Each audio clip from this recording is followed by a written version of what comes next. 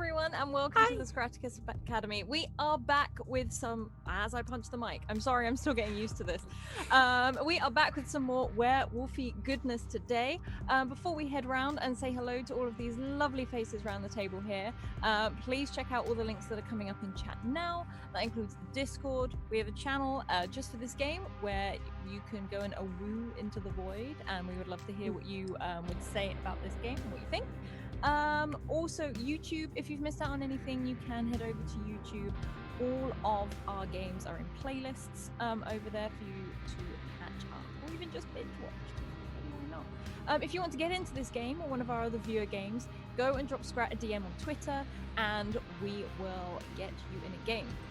Also, a huge thank you to our wonderful sponsors who we couldn't do this without, in the form of Hero Forge with their minis, where tune in tomorrow at 2 p.m. EDT, because Scrat and I have a new show where we are making the minis and using their new beta to colour them in with all the different new textures that are released, and it's some amazing stuff, so come and check that out. Also, the Deck of Many, with the Deck of Many Things and the magic moving spell cards. They are launching a Kickstarter soon. There's going to be loads of exciting things, and there's also something I'm very excited about, animated tarot cards, like the moving spell cards, because I want to put that in my games. There's lots and lots of stuff to come. I think it's being announced in May, so keep your eyes peeled for that. Also, Maychan Press, you can see their Fae Folio tomorrow, which is one of our viewer games if you want to come check it out. And also Dark Matter, which is D&D in space, which I think everyone needs in their life. So please go check that out. Also, last but certainly not least, Dungeon Fog. For whether it's for a one-shot or a campaign, it helps you build your maps and your notes, and if you alter something or change something on your map, it automatically updates your notes, so everything is nice and how it should be. Otherwise, we're going to head around the table. Let us know who you are, where we can find you if it's on Twitter, and what you do in the universe. So we'll start with the very lovely Lily Sparks. Oh, hi. Oh, hi. My name is the very lovely Lily Sparks. I'm the girl whose lips are apparently big enough to be a green screen. So my transparent lipstick thing happening today. You can find me on Instagram and Twitter at Lily Sparks with an X. I am currently on a hiatus, but I will be still posting and streaming stuff on Patreon and streaming on lots of Twitch channels. So you can follow me on Instagram and Twitter. I have links there to all of the things that I am doing. Super excited to be here again today. Rhys has leveled up, so very excited for that. And that is me. Awesome. Thank you. And then we're going to hop around down and say hello to 8-Bit Rabbits, a fellow rabbit. Hello. Oh. Hello, 8-Bit Rabbits. My name is Rabbit. You can find me on Twitch or Instagram, where I post and talk about fashion and supporting small brands and stuff like that. And I'm playing books, and I drive boats. I drive airboats. Awesome. And then we're going to hop over to Nick. So I met the other day on the lovely Man and Gandalf's channel as we sat there and had a drink together. So hi. Hey. Hi, my name is Nix. I'm also known as Yoko Chu on Twitter. The O is with a 0. I am an artist on there. I sometimes guest on people's Twitch channels, and I play some tabletop RPGs with people. And yeah, I'm just your classic nerd over here.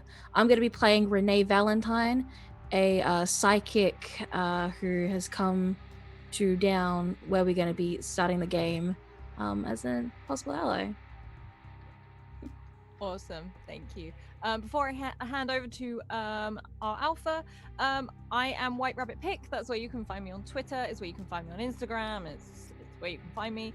I'm the headmistress of the academy, and we want people to come in and learn about more TTRPGs, because everyone should be playing them.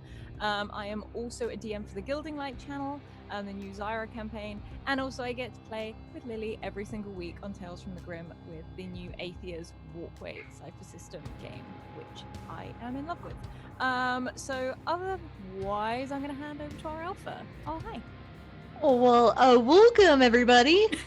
It is tradition. I must say it every week. I want it on a shirt. I want it tattooed on my forehead. Oh, welcome.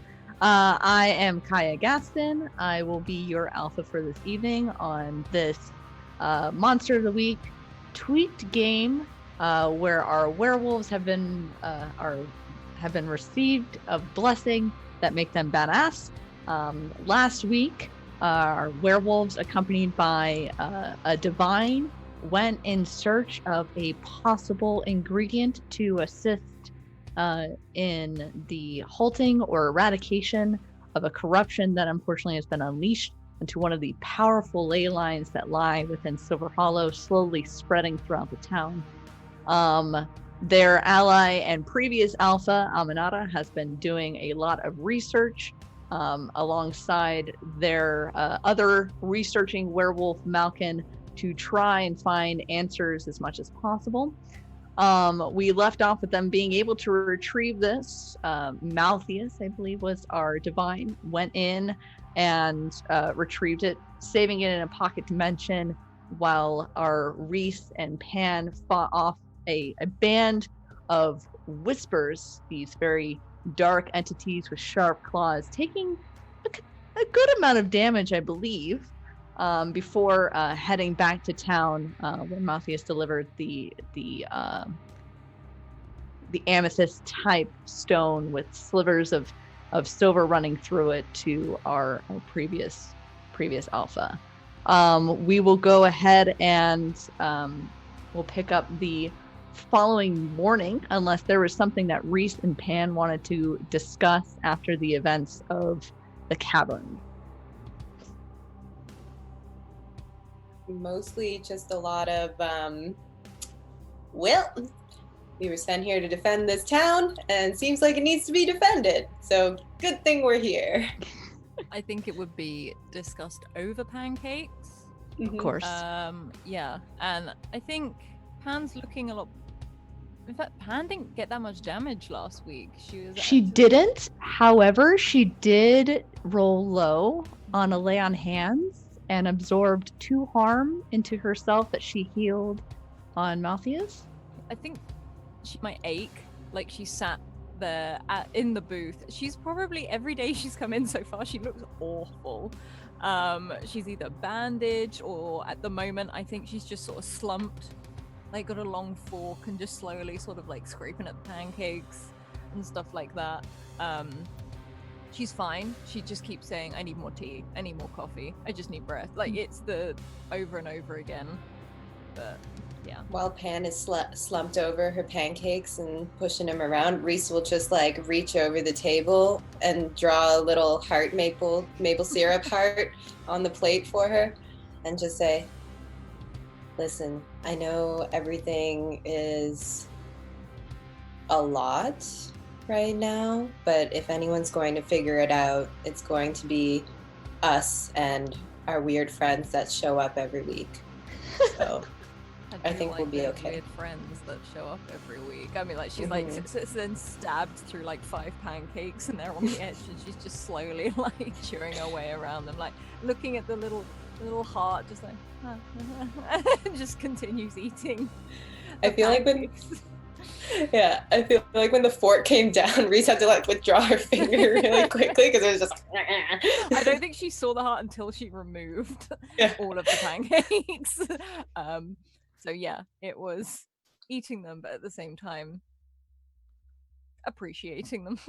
Mm-hmm. Was this a late night breakfast for dinner, or are we picking up the following morning? I mean, I know after what happened, Pan would have been like, I need pancakes and I need coffee.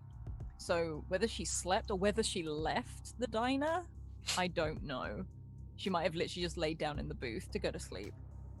If she did, I would have also, like, Pan is, compact and can lie down in a diner booth easily. Rhys is like, long.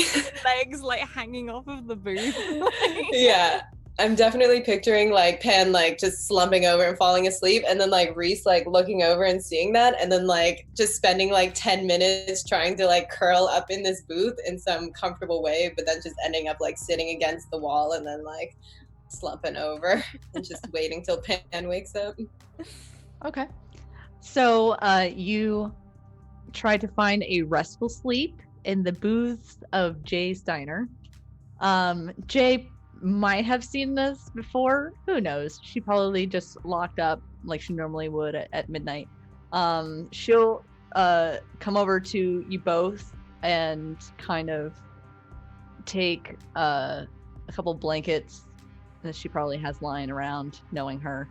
And she'll wrap one around Rhys, and she'll wrap one around Pan. And as she does so, like, you feel the warmth of the blanket enveloping you, and you feel a little bit more as the aches and pains, especially that you were feeling, Pan, from taking in essentially the transferring the damage from your divine ally to yourself, begin to wane as a bit of the spark that makes her the alpha helps you heal a little bit more. So Pan, what harm level were you at? I was only at 2, I think. 2? Yeah. Then we'll take that down to 1, and through your sleep that will go back to a 0 as you heal overnight. And Rhys, what were you at?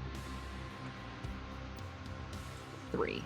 So we'll take that down to a 1 as well, and throughout the night you will heal fully. And you sleep okay. Your body is definitely exhausted from the events from the day before, from the hike itself, from the encounter with the Whispers, and just the ever-growing stress in the town as the corruption continues to spread. But your sleep is a little restless as you in the night feel as if the darkness is creeping out to you, and it's no longer a comfort. It's no longer holds that light of the moon that you find comfort in as a sign of your deity. It's a starless night, it's a moonlit night, and the darkness creeps at you. But you do get a rest, and you wake up maybe a little bit of a crick in your neck, falling into slumber in a booth. But you awake to a fresh mound of pancakes before you, a hot cup of tea, your favorite. Does Rhys drink coffee or tea? I feel like Rhys would drink something completely random, like cranberry juice. Like cranberry juice? I was gonna say like chai or something. I don't know. Yeah, no, chocolate milk. She's gonna drink chocolate milk. Got it. Then there's an ice cold cup of chocolate milk waiting for you. And Jay will kind of just come over and in a gentle voice just be like, take your time waking up. Aminata, gave me some information. She's been tirelessly going through the books, and some need to be, some are in Latin, so that's fun. And so just take your time. We might have a job for y'all. Don't you always? Well, kind of comes with the environment. Comes with the werewolf stuff, sweetie. Sorry. Like Jay. Sorry, go ahead. I was just gonna say, Jay, are we gonna be okay? Can we handle this? I feel like if anybody who can handle it, it's you two. It's this pack. I've lived a while. I've seen a lot. But I've never seen a better group than y'all in this town. It's gonna be tough, and I think there's gonna be some long-lasting consequences, but I think we'll persevere. I think there's a strength that was there long before the Lycan even found us. I think we'll be okay. And she'll kind of just like put her hand on your shoulder and just kind of lock eyes with you. And there's a little sadness there, but I think she's a little tired. Something's weighing on her, but I think she genuinely believes that it's going to be okay, and that, and believes in you and the pack. And she'll kind of just squeeze your shoulder gently a little bit, and she'll just go, just eat your breakfast and we'll talk in a little bit. And she'll head back to the kitchen and start getting things ready. It's pretty early in the morning. Not many people have filed in yet. She's just unlocked the doors, and so she's trying to make it look like you all didn't sleep here the night before. I will say, when she says, you're basically if anyone can do it, you two can. Pan has sat bolt upright, resumed pancake position, but hair is on end all over the place, and she's just there clinging to the cup of tea, just sort of looking around, and it's that incoherent stare where it's yeah, I know where I am, and just sort of check around before, and then it's almost like as she finishes that tea and starts working her way through those pancakes, she clocks that she slept here. Well, woke up a little drunk. A little sleep drunk. Sleep drunk, for sure. I feel that. So you both, finish your pancakes, start to become a little bit more aware of your surroundings, aware of the day, aware of what's going on. And Jay, just keeping an eye on you both, comes back over. Are we good for a little bit of a debrief? She'll I pull push over. another cup of coffee at Pan. Yeah, and she just continues to nod, picks it up, puts it towards her mouth, and keeps nodding until She'll take one of the nearby tables, not tables. She'll take a nearby table and pick it up and throw it. I mean, it would be legit. with one hand. No, she'll take one of the nearby chairs from the table and spin it around and sit down and kind of lean on it. She says, so what Amanada has found is that essentially we need more info. We need to be able to get a step ahead of this, and we haven't dealt too much with these entities or these people. Well, I don't think we've ever really dealt with Marius before. The item that you found is going to help a lot. She thinks she can slow the progression of the corruption in the ley line long enough for maybe us to get a step ahead. Right now, our lack of info on Marius and on what's going on is kind of keeping us in the dark. She's got a lead. There is a place, gonna have to do a little bit of traveling. There's a place that we're starting to unearth a little bit more of now that we have, essentially the technology to do so. Deep in the Everglades, we think that there's information there in the form of a tome. It's an old tome. It's only whispered about. We haven't found much on it outside of, if it's there, it would be priceless in what we need to do and might help us with a lot of things. I've already, Amanada's already said that she's got an ally that's gonna meet you there. Name's Renee. She's a psychic. Keep an eye on her. She's a wily one from what I've heard. And maybe you'll have to charter some help. I think she'll help you with that. But she'll look to both of you and be like, just be safe, come back safely, and I'll have a fresh jack of pancakes for you when you get here. Pan drains that coffee, puts it down, sort of if there's any pancakes left, she's packing them, and she's like, right, okay, then let's go find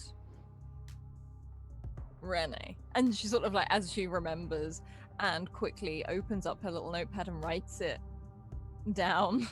It says wily psychic on the under the notes of it. I feel She's like still wearing her anorak. okay, so just real quick, after that episode last week, Animal Crossing, all of my clothes were anoraks like in the shop, and I was like, this is what it is, and it literally says anorak. I was like, oh, this is amazing.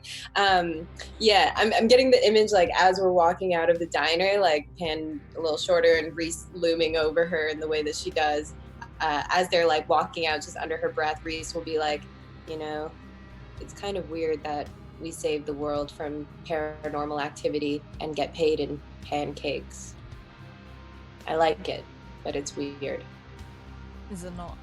I guess it's not a normal thing. I think people would ask for money usually, but then we would just spend it on pancakes. Yeah, so logically, we may She'll- as well have the pancakes. She'll All that tax stuff. can't tax pancakes. Nope. Jay will come out with kind of 2 small igloo coolers. These are going to be more stable than the stereotypical not saran wrap. What is it? Styrofoam to-go boxes. And in it, she has one for each of you. And in one is a bottle of chocolate milk and some pancakes for the road for Rhys. And then the other is a thermos with boiling hot water and some of the tea bags that you love and more pancakes for you. And she'll kind of give them to you. And she'll hand you 2 plane tickets to... She's like, I'm not going to make you drive. That's stupid. Pan's afraid of heights. Oh, this is gonna be great. If you want to drive, speak now or forever No, hold your she'll get on the plane because she won't tell anyone. She's afraid of heights. She just is. Yeah. Well, she'll hand you both the plane tickets, and she'll kind of nod at each of you, and then she'll just pull you both into a hug, and just you know that Jay is a big person. She's A, large for a woman, and B, large for a person. And she just envelops both of you. Maybe not so much with Rhys, because Rhys is slender man of people. But she just says, just be safe, and I'll see you when you get back. Like Pan does that awkward Pat, pat on the back. She's like, Jay, we're coming back. I know. I don't send my people out very often, so I just good luck and be safe. And she's looking down at the plane ticket. She's like, yep. And she sort of starts to walk out the door. Rhys will extract herself from the hug, and can I transform just my tongue into werewolf form? Sure. So I do that, and That'll be weird. I just like look at Jay like dead in the face, and then I just step forward and lick her face, and then I walk out of the diner. It'd be weird if I did it with my human tongue, but I mean, with my werewolf tongue. Sure, it would be weirder with your human tongue. Jay doesn't even look surprised. Like this, she just stands there, takes it, lowers her head, and just chuckles to herself. How'd that taste? She's already out of the diner. She doesn't want to deal with the aftermath of affection. Yeah, she just chuckles to herself, kind of wipes her face, and just goes back to work. It's sticky because of syrup. Oh, all right. Yeah, she probably goes get some sanitizer. Definitely not. Definitely not social distancing, but got that werewolf immune system. So you two leave. I'm gonna send you a text because I know you're flying. I've sent ahead some supplies for y'all. obviously there's going to be limited things of what you could take on an airplane, which I just thought of now. So I was like, don't worry, I got you. We'll send ahead some Sweet. supplies. I'm going through all of her liquids, putting them in a bag. All I can think of is Nim's Island, where What's-Her-Face was trying to bring on all the Purell and cans of soup. Sorry, thank you for that hype train, everyone. Thank you so much. It was really beautiful to behold, to be honest. I have the chat open and it was just like, thanks y'all. I feel loved. Wow, 8 disadvantages. Yep. Yeah. Kaiya has 8 disadvantages to use against us. I don't know how to use these though, because I really am not the DM that just really willy-nilly wants to go out there and kill all of my people. Well, I mean, you don't have to kill us with them. I just... Oh, that's automatically what I think. And you have disadvantage on this life-saving roll. Hope you die.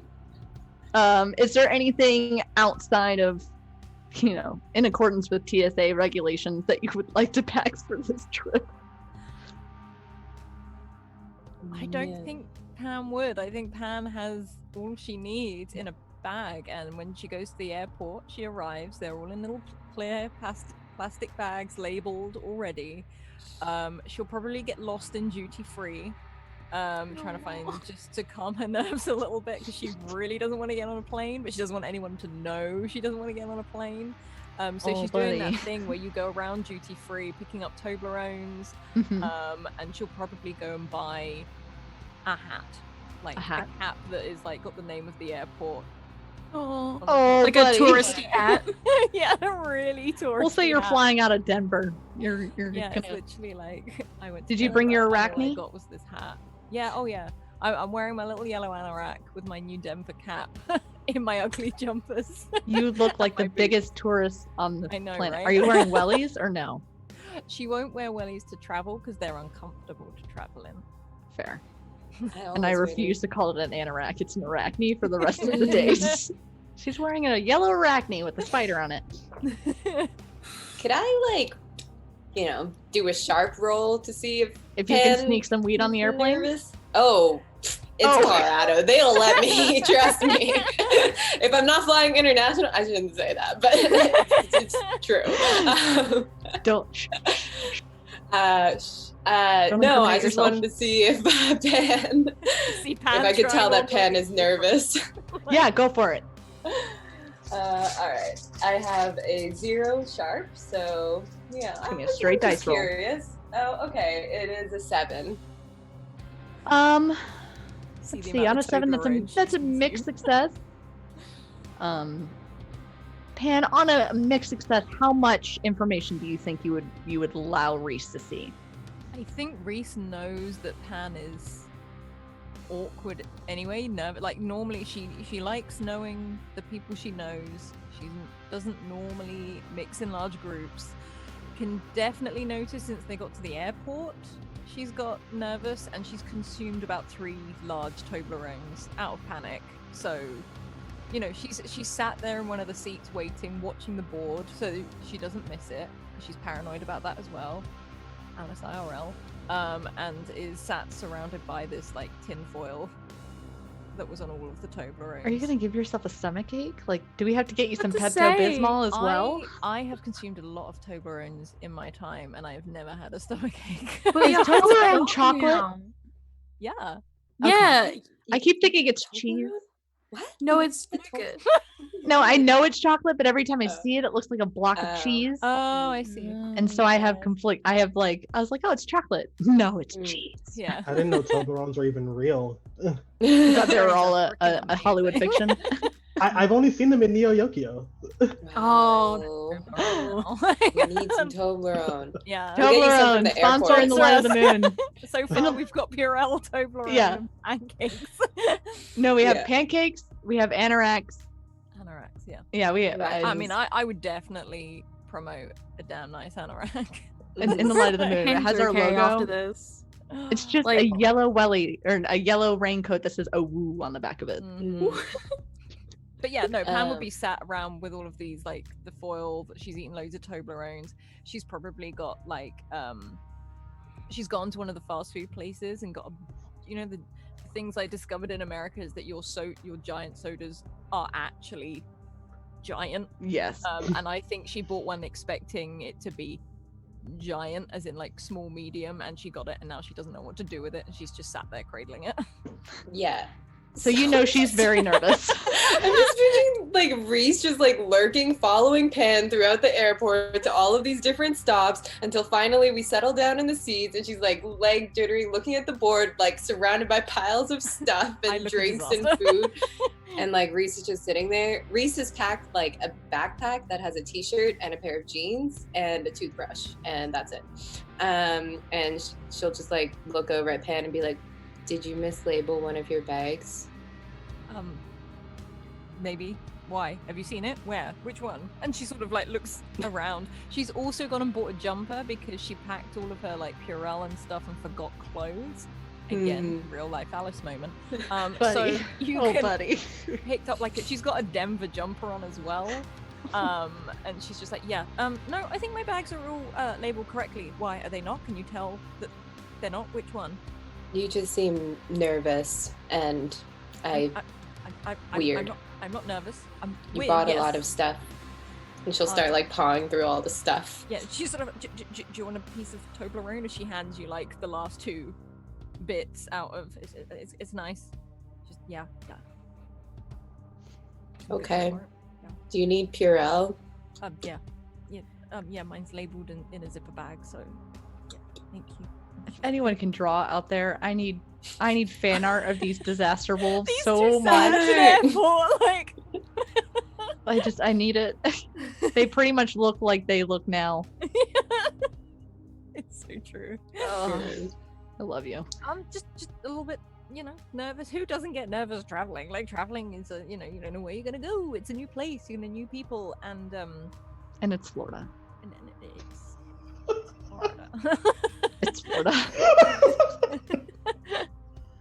I mean, sometimes we fight, demons and various monstrous creatures every week. And usually I think people would get nervous for that, but I've never seen you nervous for that. And you're buying a lot of stuff, and I've never seen you buy a lot of stuff before. Demons are fine. Demons are on the ground most of the time. Sometimes. Most of the time they're on the ground. And I'm quite small, so I'm not used to being. She sort of tries to justify herself. I'm not used to being at big heights, so when I am at a height, it feels a lot like it's further to fall. And yeah, I'd rather fight the demon than get on a plane. I'm just being. I'm not great. Well, I do you have your mind back. taking the window seat?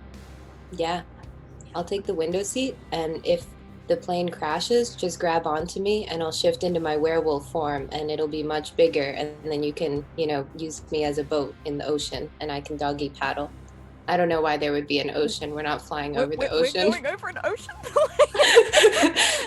You might go over the Gulf like a little bit, but like. So you think you think we're gonna crash? No, I'm just saying you can think about that as comfort. Okay, that's Just picture comforting. my werewolf form flying down from the plane, carrying you. And I'm really big, so if you're scared of being really small and high up, imagine being really big and high up, and I'll be like a balloon you can ride down to the ground. Oh, buddy. A lead balloon. A lead balloon. Down as it goes, it just drops. There's nothing. Nothing Physics like isn't dropping her from a strong mile point. high. Totally Yeah. survivable. No, Totally. You're right. Like, as you said, we're both together. You take the window seat. If there's emergency, I'll read that leaflet they put in the front pocket. The seat in front, and we'll just follow the instructions, and we'll it's And good. grab me, and I'll shift into werewolf form, and we'll be Yes. okay. Yes, I will. Absolutely. I will. And if we do hit water, I'm in my anorak. Like, as she sort of like pulls it down a little bit, and awkwardly it goes back to she produces another Toblerone. I Out like a from the picture of ether. those dogs that that paddle in the air. As we're going down, Pan's Yeah. like, help me. Sorry. Nix, what were you saying? No, I was just thinking of just out from the ether another Toblerone. Just that's what it sounds like. It's one of her moves. Produce Toblerone. Produce chocolate. from Pocket Dimension. As you all wait patiently at the airport in the early morning, waiting for your plane to arrive, take off, to land in Miami. Because I'm from Florida, everybody. I know where there's airports. You get on your flight, standard flight, a little bit of turbulence. That I'm sure Pan grabs onto Rhys a little bit. As the plane shakes slightly, going over some thunderstorms, as it's always raining in Florida. Landing safely in Miami, I would say it's travel. We went a time zone ahead. We'll say it's about. I think it's 6 hours. Yeah. West Coast to East Coast. Yeah, but you're not going full West Coast. You're going from Denver, so you're only going ahead one. What's mountain time? It doesn't matter. We'll say it's like 4:00 in the afternoon. That's what we're gonna go with. It's about 4. I already live in 2 different time zones. Don't get me into another. I was about to say, like, I am foreigner right now. Yeah. Yes, I agree. Yeah. Smile and nod, kids. Smile and nod. You land safely in Miami. I'm sure Pan wants to kiss the ground when she exits the airplane. We'll say, Renee, that you are there to pick them up from the airport. Yeah. Maybe you have a sign. I don't. However you want to do it. Basically, it's just. I think I noticed like the poor wolf that just got out, going like, "Oh, thank God!" Like, and I just crawling out of the security. A sign that says "Maybe werewolves." And I just go up to going like, Are you okay? And she sort of like looks up. Are you Renee? Yes, I'm Renee. Hi, nice to meet you. Who are you? Rhys is Renee. And she sort of like looks over and stands up. I'm Pan. And I'm you're very Pan. happy Yeah. to be here. So that means you're Rhys, then. And then I offer my hand to shake. And I give a pat, like a nice comforting pat on the back of Pan's back, just like, it's okay. She's slowly won't getting her breath back. It's like slowly the plane won't hurt you anymore. It can't hurt you. It can't hurt you anymore. The plane hurt you? No, it's fine, Rhys. I'm just a little. Do I need to go have a talk with it? Rhys No. wolfs out, instantly disintegrates a plane. The news wolf attacks plane. No. I just a little bit travel sick. Maybe I need some fresh air, or, she keeps trying to come up with excuses, and she's like, we're on lower land now. There's no mountains around, so I'm getting a shift. And anyway, And it's hot. it's hot. It's hot here. As she starts to take off, kind of sadly, her anorak. And the jumper. And the jumper. Yeah. She's now in a You're going t-shirt from and a cap. like October time frame in Denver, which is nice weather. We'll say it's like low 50s, high 40s. Like it's cool weather, to now you're in Miami. And it's high 80s, low 90s. It's humid AF. Your hair's gone wild. It's frizzed out to craziness.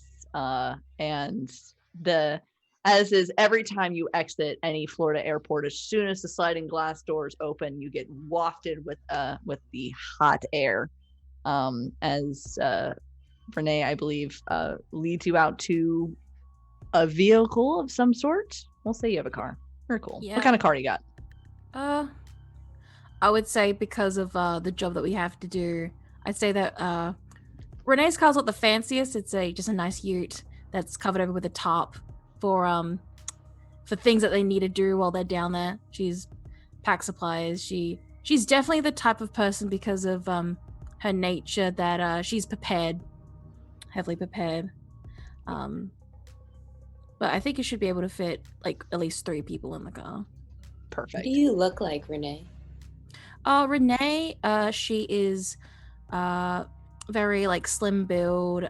She has like nice angled features. She has long black hair that goes like past her shoulders. Right now, because of how hot it is, she has her hair like up with like a bandana sort of thing, and it's like tied at the back.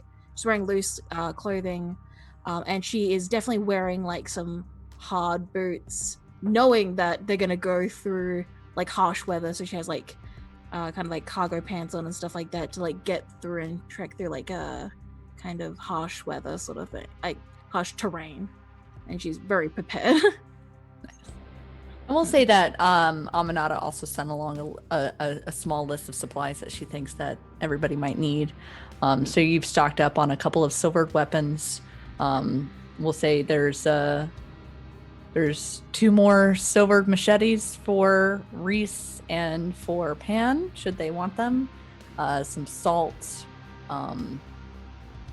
and maybe just for poops and ha-has, let's have a couple of Molotov cocktails, because those are Delicious. fun. Yeah, like That's so, like the flare best kind of cocktail. Yeah, I'd like some flare guns and maybe some accelerants. As you all pile in to this, driving south, it's probably another hour and a half, 2-hour drive to get to the edge of the Everglades. Aminata would have set up a motel for y'all ahead of time. I do say motel because the odds of there being a nice hotel in the Everglades is very slim, but it shouldn't have too many roaches. You arrive at... Listen, I love my state. It's a dumpster fire, but I love my state. I'm looking at you from a Californian perspective. Yeah, California is nice, but Florida's nice. Everglades is beautiful. It just also has other things. You arrive safely at the motel, and sit down, and you can kind of hammer out a game plan if your characters would like to discuss how you would like to proceed. I look at the both of them going like, so how much do you know about what you're currently here for? A little bit. We know your name and you're a psychic. And Wiley. Wiley. Circle. It says, yeah, she brings out her notepad. Just like Wiley's like, of course she would say something like that. And it's like, yes, I do have gifts. Some way would say I can. It depends if they're on board with it. I can speak with spirits, so apparently it might help throughout this trip, because there's been some rumors that here in the Everglades that there has been a lot of death in certain parts of the swamps. So hopefully my gift can be handy. As you've heard, maybe a lot of corruption, maybe further in. So we got a lot of stuff that can help out with that. Salt, silver, fire, you name it. Pure stuff would help. Purell. Purell, yes. Purell solves everything. Mm-hmm. Brought to you by Purell. Are there any specific parts of the swamps that are being targeted? That I'm not 100% sure, but I know that it is very further in than the charted territory that people already know. So hence we might need to get a airboat to hire so we can get further in. It's going to be very mucky and hard to trek, as you can see from what I'm wearing, that you need to be somewhat prepared. It's going to be hard to walk in. And when you say people are missing? Oh, there's been some rumors here and there that bodies get disposed there. It's great. Yeah. Again, Pan's like, oh yay, I can't wait. And she's currently in like big heavy boots. She tends to wear like, you know, the looser jeans, like straight cut or boyfriend jeans. She's got a t-shirt that's probably, well, it says Denver on it, tucked in, and her Denver cap. And she's just like, so we're gonna go to the swamp, and we need a what boat? An airboat. It will help because with how much muck there is, we can't really walk in it because just instantly sludged in. So airboat will help us get through kind of with ease, hopefully. We need to hire one when we get down there. Hopefully everything will go well with that.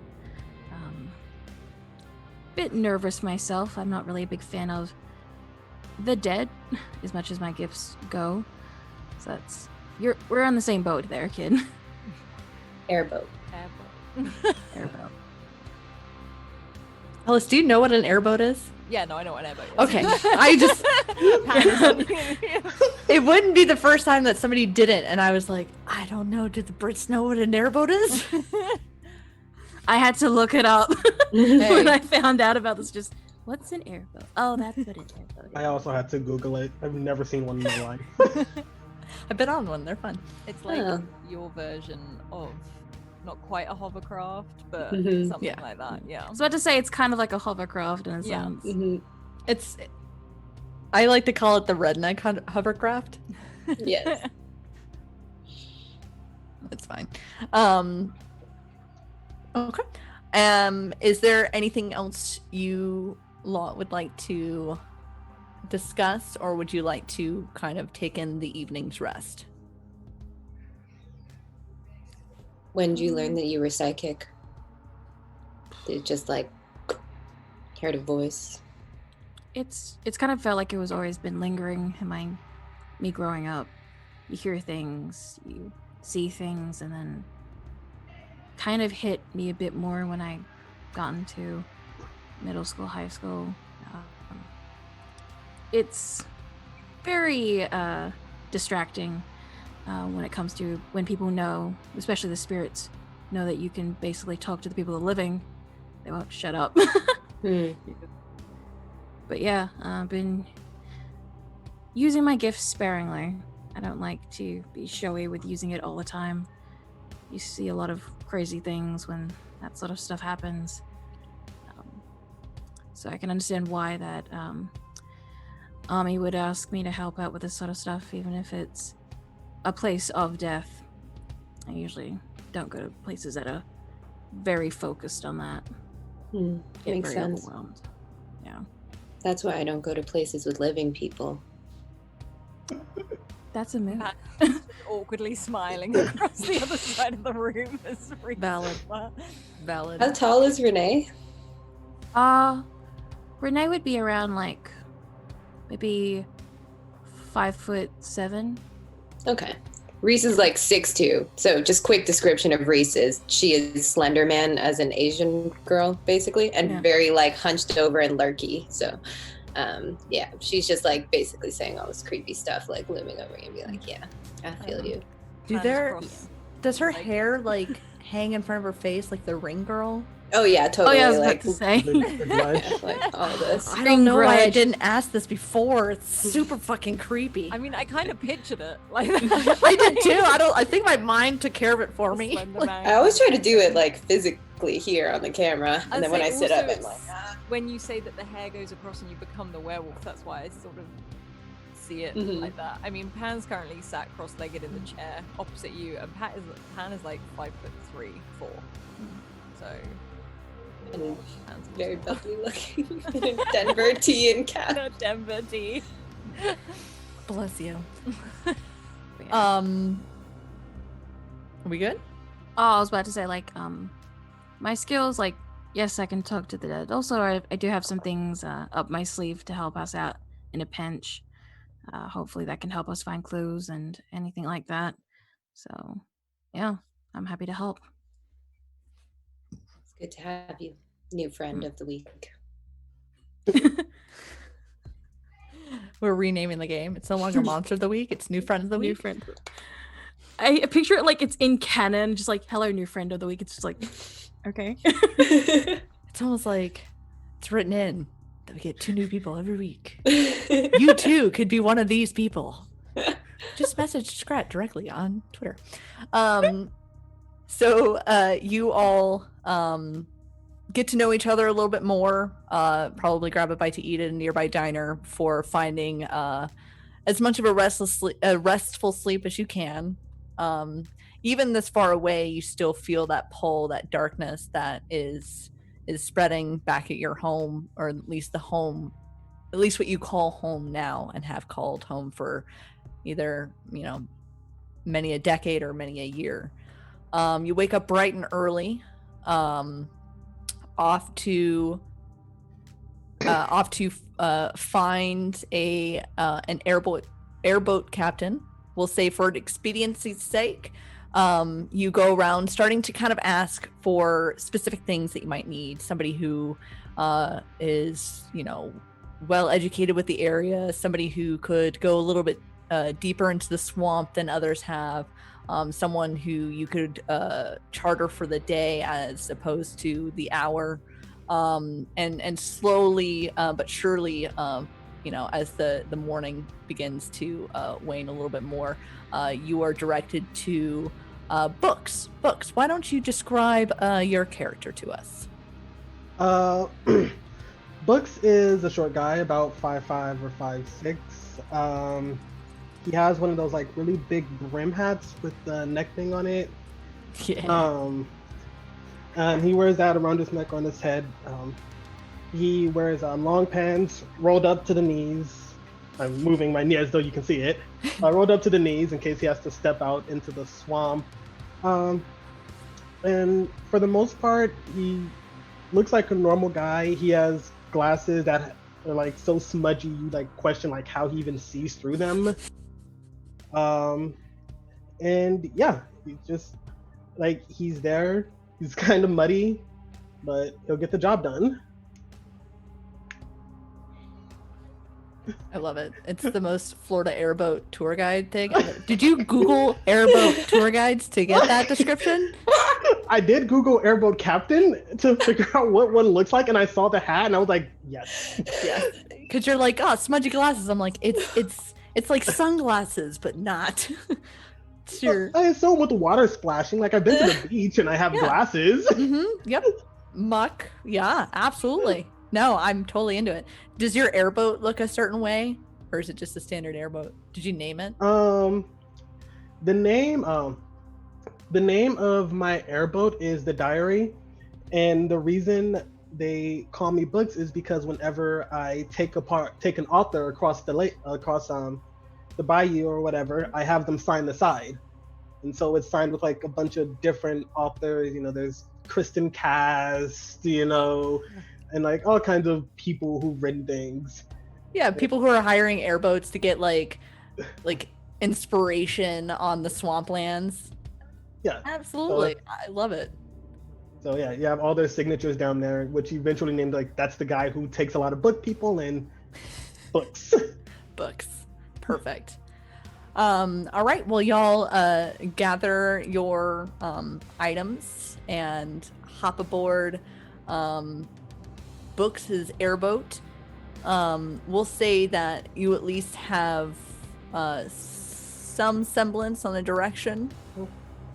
Deep into the swamp, and Books, maybe even you've heard of some areas deep in the swamp that usually you tend to avoid because even you feel like they're a little bit strange, but you don't really subscribe to that stuff. But who knows? Pay is good.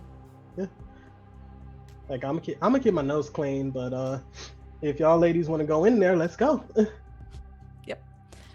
And you clamber aboard. Renee, was there something you wanted to say? Sorry.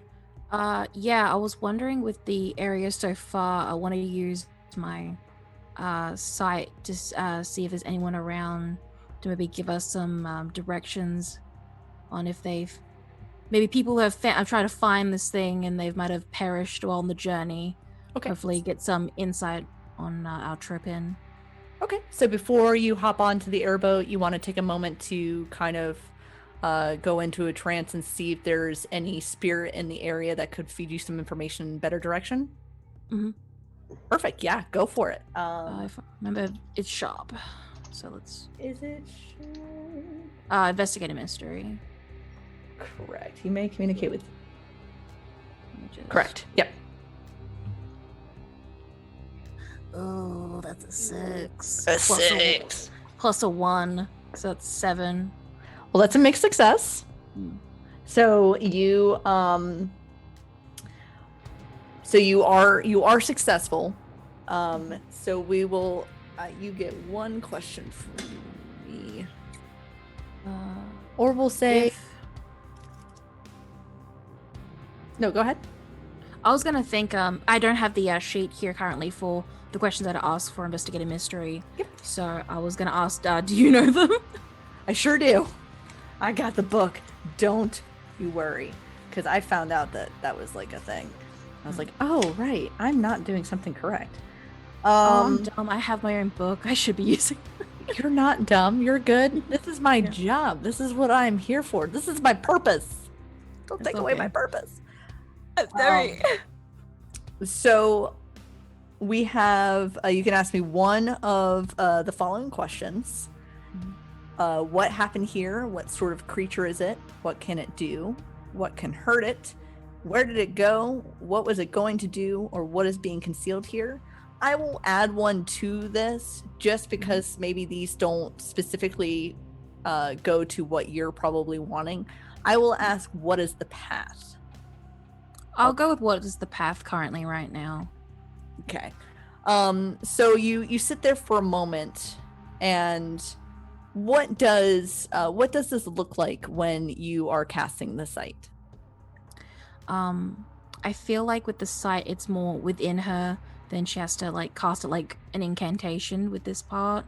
Okay. I feel that she like just takes a deep breath, like meditative, like, and then her eyes just go fully white as she tries to kind of, she's blind to the living so she can like branch out to the dead sort of thing. So just cloudy white eyes at the moment. And she tries to like kind of hide it away to make sure that like nothing weird goes on for like this poor guy who's going to be taking us across the evergreens, and I'll quickly do that before we head on the boat. Okay.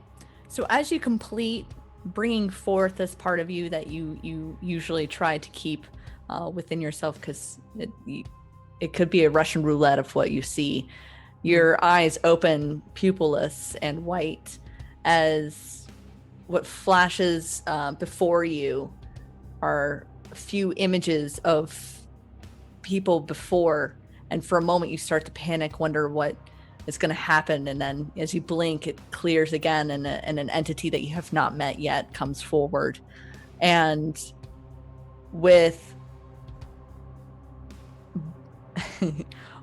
their body is wrinkled and bloated in some areas as if it was waterlogged at one point, and on them you can see large chunks missing, as if they were feasted upon by the wildlife that runs rampant throughout the Everglades. And they lean towards you, and you can almost smell that mucky smell that you would normally smell in a swamp, as they whisper, the deeper you go, the darker it gets, the closer you are. And it kind of takes its wrinkled hand, and it kind of unfurls it and points due south, as and in your mind, as you follow the finger out, your body almost feels pulled as your vision goes forward, as it snakes you through the swampland, and you see the rushing by of the very vibrant and brightly colored green, as the vegetation here has grown. There's plenty of nutrients in the ground, and it then slowly turns from green to this yellow, and from this yellow to this brown ichor, and finally into this very black charcoal vinage, as it goes straight south. And the sun, though you could see it in the sky, almost seems to be blotted out by these vines, as it leads you directly to down this path due south towards what you believe is your corrupted goal. Yeah. With this knowledge, I look to my new companions of you guys can see in the dark, right? Hopefully. good. Because as I've touched with someone who's been through here, it's going to get a bit dark. But we're heading towards south, and hopefully, if the path is correct, I can at least navigate us to a certain point until I need to ask someone else to where to go. Captain, do I call you Captain? I don't know. Can you see in the dark or drive in the dark? Or do you have like floodlights on your airboat? I got. Sorry. I've got floodlights, and I know these places like the back of my hand. Mostly. That's why it's so comforting. Mostly. I was waiting for him to go, oh, that's new. Yeah. I was thinking about that. I didn't know if anyone would get the reference. Are you kidding me? I make that reference at least twice a day. But I know this place like the back of my hand. Like, I got this. I'll get you wherever you need to go, as long as you get me whatever drugs you're taking. I casually pull out a handful of joints and slide them his way. That hand pushes Rhys's hand back down, knowing it's not what he meant. But question, does Books know, like, we're werewolves? Like, do you have any... No, he's like a normal, everyday guy. He's just like, he's here, and he's just thinking like, oh, these ladies want to go see like a haunted place. I'll take them, we'll walk around a little bit, and I'll go home. He's not expecting anything. Good. He is the mundane. He is the quintessential mundane. He actually knows absolutely nothing. I love Good. it. Perfect. It'll be a real shock later. I feel like... Hold on, go ahead, Renee.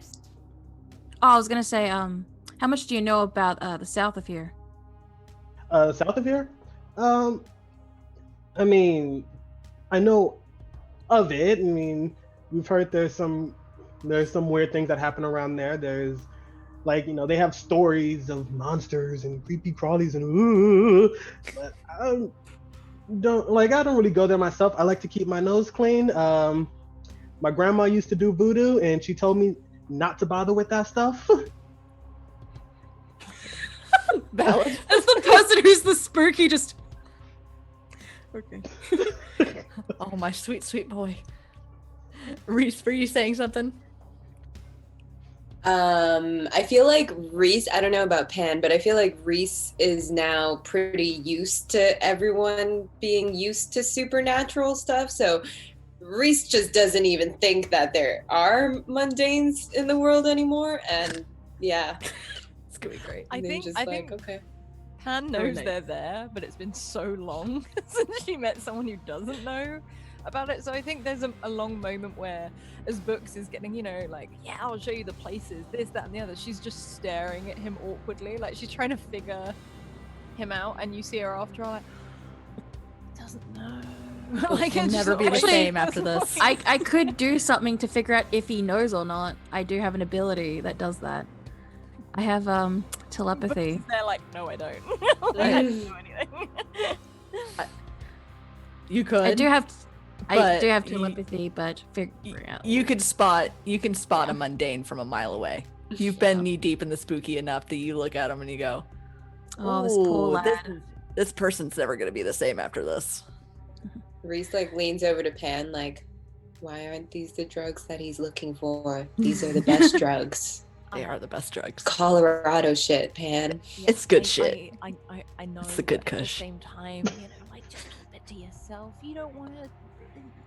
He means a different kind, like a high on life kind of thing. I start to lean over to Rhys, go like, I'll take one of those joints. That's fine. It's like, just in case. You know, just like, you know, like when you get that buzz when you just have an adrenaline rush. I think it kind of means that. Like when you smoke a joint. Not quite. But we'll talk about that later. Okay.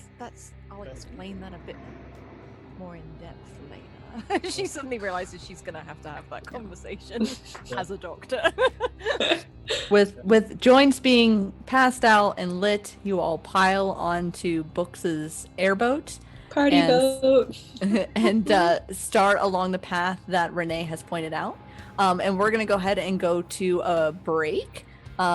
Kiss your pets. Something. Get some water. Pee.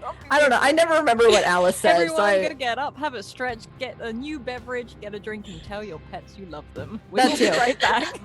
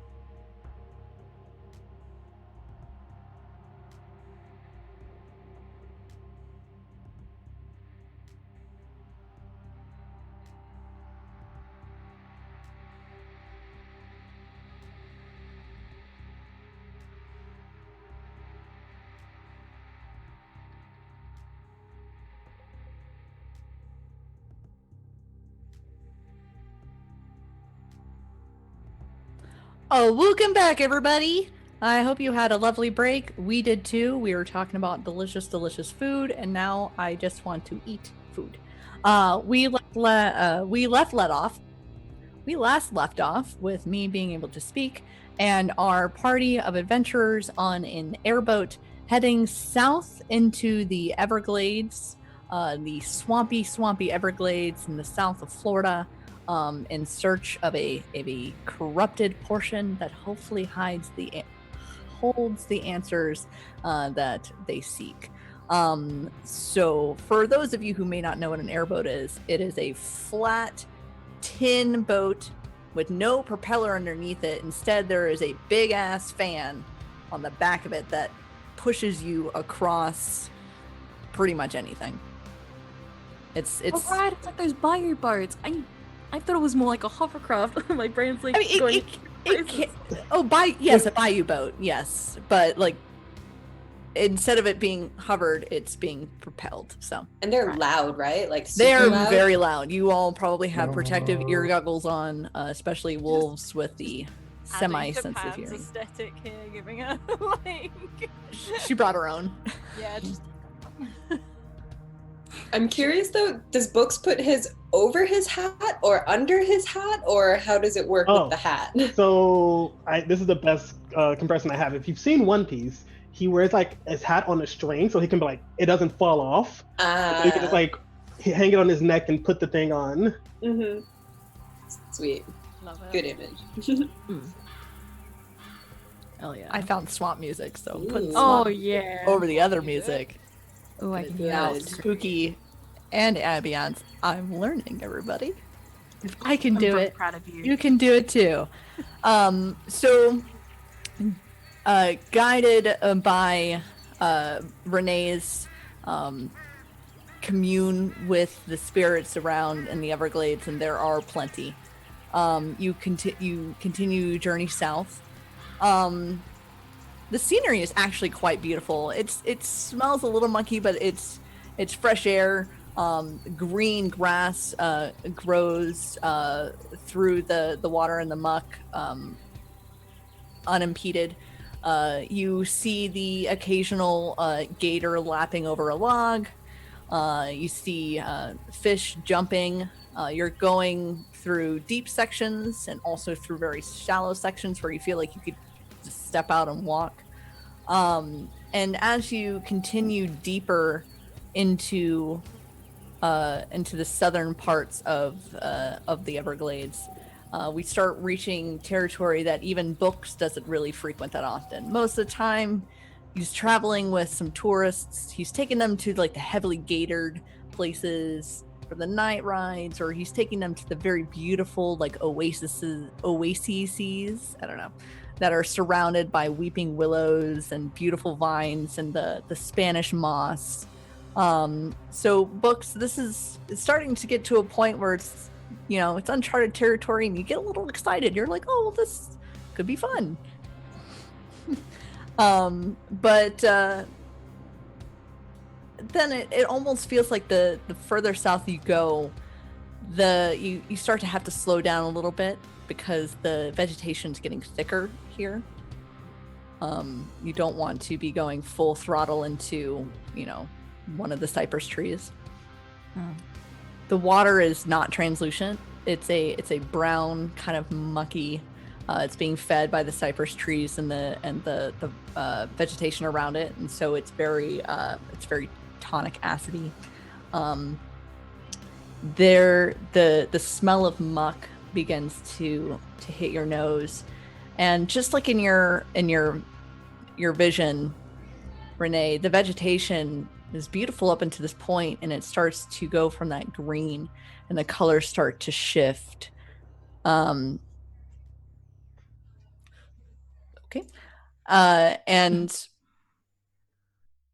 the vegetation becomes thicker and thicker, and the trees themselves are growing, but it's not like a big trunk. It's like multiple trunks that grow are about this big and are gnarled and wrap around each other. And as you get further into the swamp, you are looking at these trunks, and you would almost think that it's slithering or that it's writhing, like hundreds of digesting pythons worming their flesh and fresh meals into their gullets as these trees almost take on their own kind of life. And in the distance, you can see where the light is not able to break as heavily into through the growing vegetation, and it's getting darker and darker. But even in the distance, you see almost like a glowing bioluminescence as the algae along the top of this mucky swamp area is glowing. And you can only imagine how dark it needs to be where that is for the bioluminescence to show through where you are now. And you're barely puttering along at this point when the engine almost seizes behind you.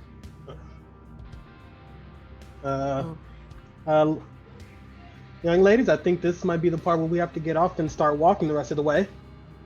Well, you look behind you, and you start to notice that the vines that grow, that are hanging from these trees, it started to worm their way into your engine, and almost as if they have a life of their own and start to slowly make their way towards y'all. Got my machete. Do you Okay. need me to fix that engine? Yeah. Yeah. When did you get a machete? You gave us machetes, Yeah, didn't she you? gave us machete. Yeah, You did. I was But he's remembering the one from Molotov last week. cocktails. Yeah. I'm remembering the one from last week, and I thought I like stole it from you. We have silver machetes. I have a shotgun, apparently. If I look at my notes here with my gear, I get a choice of 2 weapons. So I It's a good picked the Florida shotgun. weapon. And I'll Yeah, even the say with your shotgun and true supernatural fangirl Yes! fashion, you have shotgun shells filled with salt. Yes. Yeah. Thank you. You're I love welcome. that so much. You're I have welcome. a golf club and a multi-tool.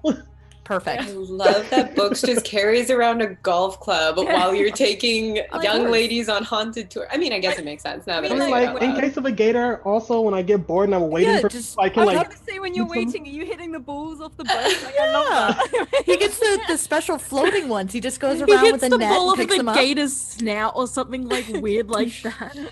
Like I think it was Happy Gilmore. The gator that got your hand. I got its head.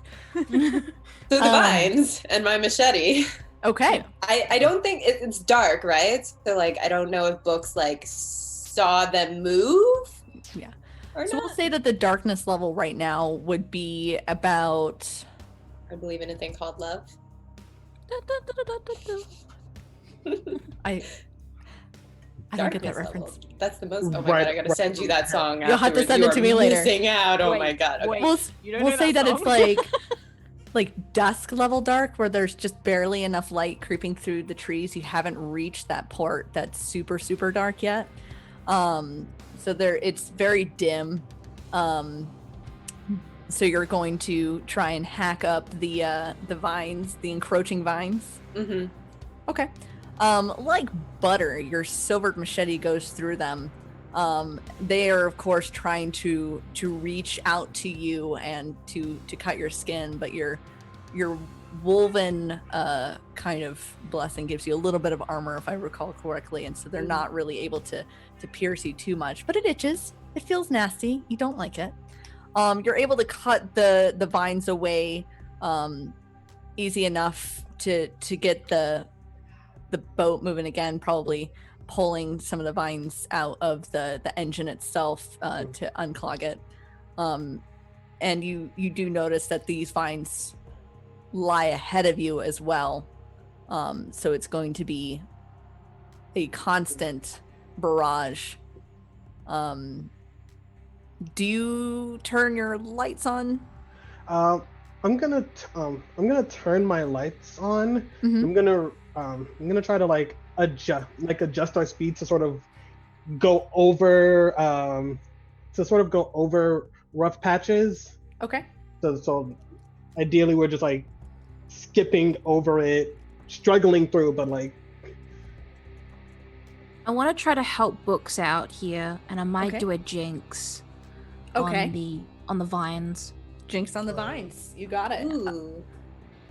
So I need to roll weird, and Sure things do. could fuck up if I don't do this right, and then you can use the jinx abilities here on one of us. Sure can. I love the spooky for this. Okay, let me get roll 20 back up. Okay, let's hope I do good. Nope. Oh no, what'd you do? So that's a 3 plus 2, so that's a 5. So that is a failure. Go ahead and Yeah. mark experience in your playbook. Oh, You try to cast Jinx. Ooh. yeah, you hold 2 over I hold me. 2. I get to do Yeah. 2 things to y'all later. Mhm. I'm going to use 1 right now to inflict a harm on you. Yeah. As you try to cast Jinx on this, one of the vines whips out and wraps around your arm, and as you pull it back, it kind of rips, giving you a single harm of kind of vine ripping damage. And I'll hold 1 for later. Okay. is there like, can I see like a sort of like exit, like maybe there's a space where the trees aren't so dense, now we can get out, something like that? I think that would be a great time for a sharp roll. Why don't you go ahead and roll an investigate a mystery? Book seems Okay. sharp Or to no, me. actually, scratch that. Read a bad situation, but I'm pretty sure it's the same roll. Yeah, it's the same. It's sharp. Just roll sharp. 10. 10. Nice. Perfect. Ooh. Yes. Yay! I haven't had a read a bad situation in a hot minute. I'm trying to multitask by getting surge magic. It's the same thing. It's like, don't mind me. That's all good. Bad situation. Bad situation. All right. You get to ask me 3. You get to hold 3. So you can either ask them to me all 3 right now, or you can ask me 1 and ask me a couple later. You can say, what's the best way in? What's the best way out? Are there any dangers we haven't noticed? What's the biggest threat? What's most vulnerable to me? What's the best way to protect the victims? I'm going to use 1 now to ask for the best way out. The best way out? Yeah, Okay. to like get out of this muck, get out of these trees. Gotcha. You you kind of see the line ahead of you that you've been following, and you notice kind of drifting out a little bit with that sun that is successfully piercing through the brush. It looks like one of the tree branches had fallen and exposed that area for a good like 20-30 foot patch to sunlight. And you can see that the vines themselves are trying to eke their way over there, but they're stopping there almost like a straight barrier. You could maneuver the boat through there, and it would at least bypass a good chunk of these vines that are trying to thwart your passage. I'd like to use one of my moves, Okay. panic button. Panic button. Yes. I can try to escape on a 10 plus. We're out of danger, no problem. Well, 10 exactly. Perfect. You're out of danger, no problem. Okay, so you're able to kind of coordinate with Rhys, who is chopping the shit out of these vines, and you she cuts the last one as you kind of gun the engine a little bit, kind of pushing everybody to the side a little, but warning them as best you can as they hold on, and you maneuver them around one of the trees, and it almost feels like the tree moves towards you to try and reach out for you, but you're just quick enough, expertly driving this airboat like it's a Ferrari, and maneuver it out into this like wealth of sunlight. slowing down, giving you all a moment to breathe as you are currently out of danger. Well, we're not going back that way. We have to go further in somehow else. That's the You only doing way we okay, can. Captain? Oh, I guess today's gonna be my last ride, and I like do a cross or. Pan's Well- like patting him on the back. You'll be fine. Do you have a first aid kit here? And Uh, it's a first aid Lifts up kit. her bag. It's like, I'm Yes. a doctor. Oh, sweet. And then I just show her my arm, and like I did get like a little bit. Just want to get it bandaged up at least, not get any of this gunk that's here in the swamp into this wound. Yeah, she sort of goes over and she sort of immediately unpacks her bag, and you suddenly realize everything is labeled, everything is methodical.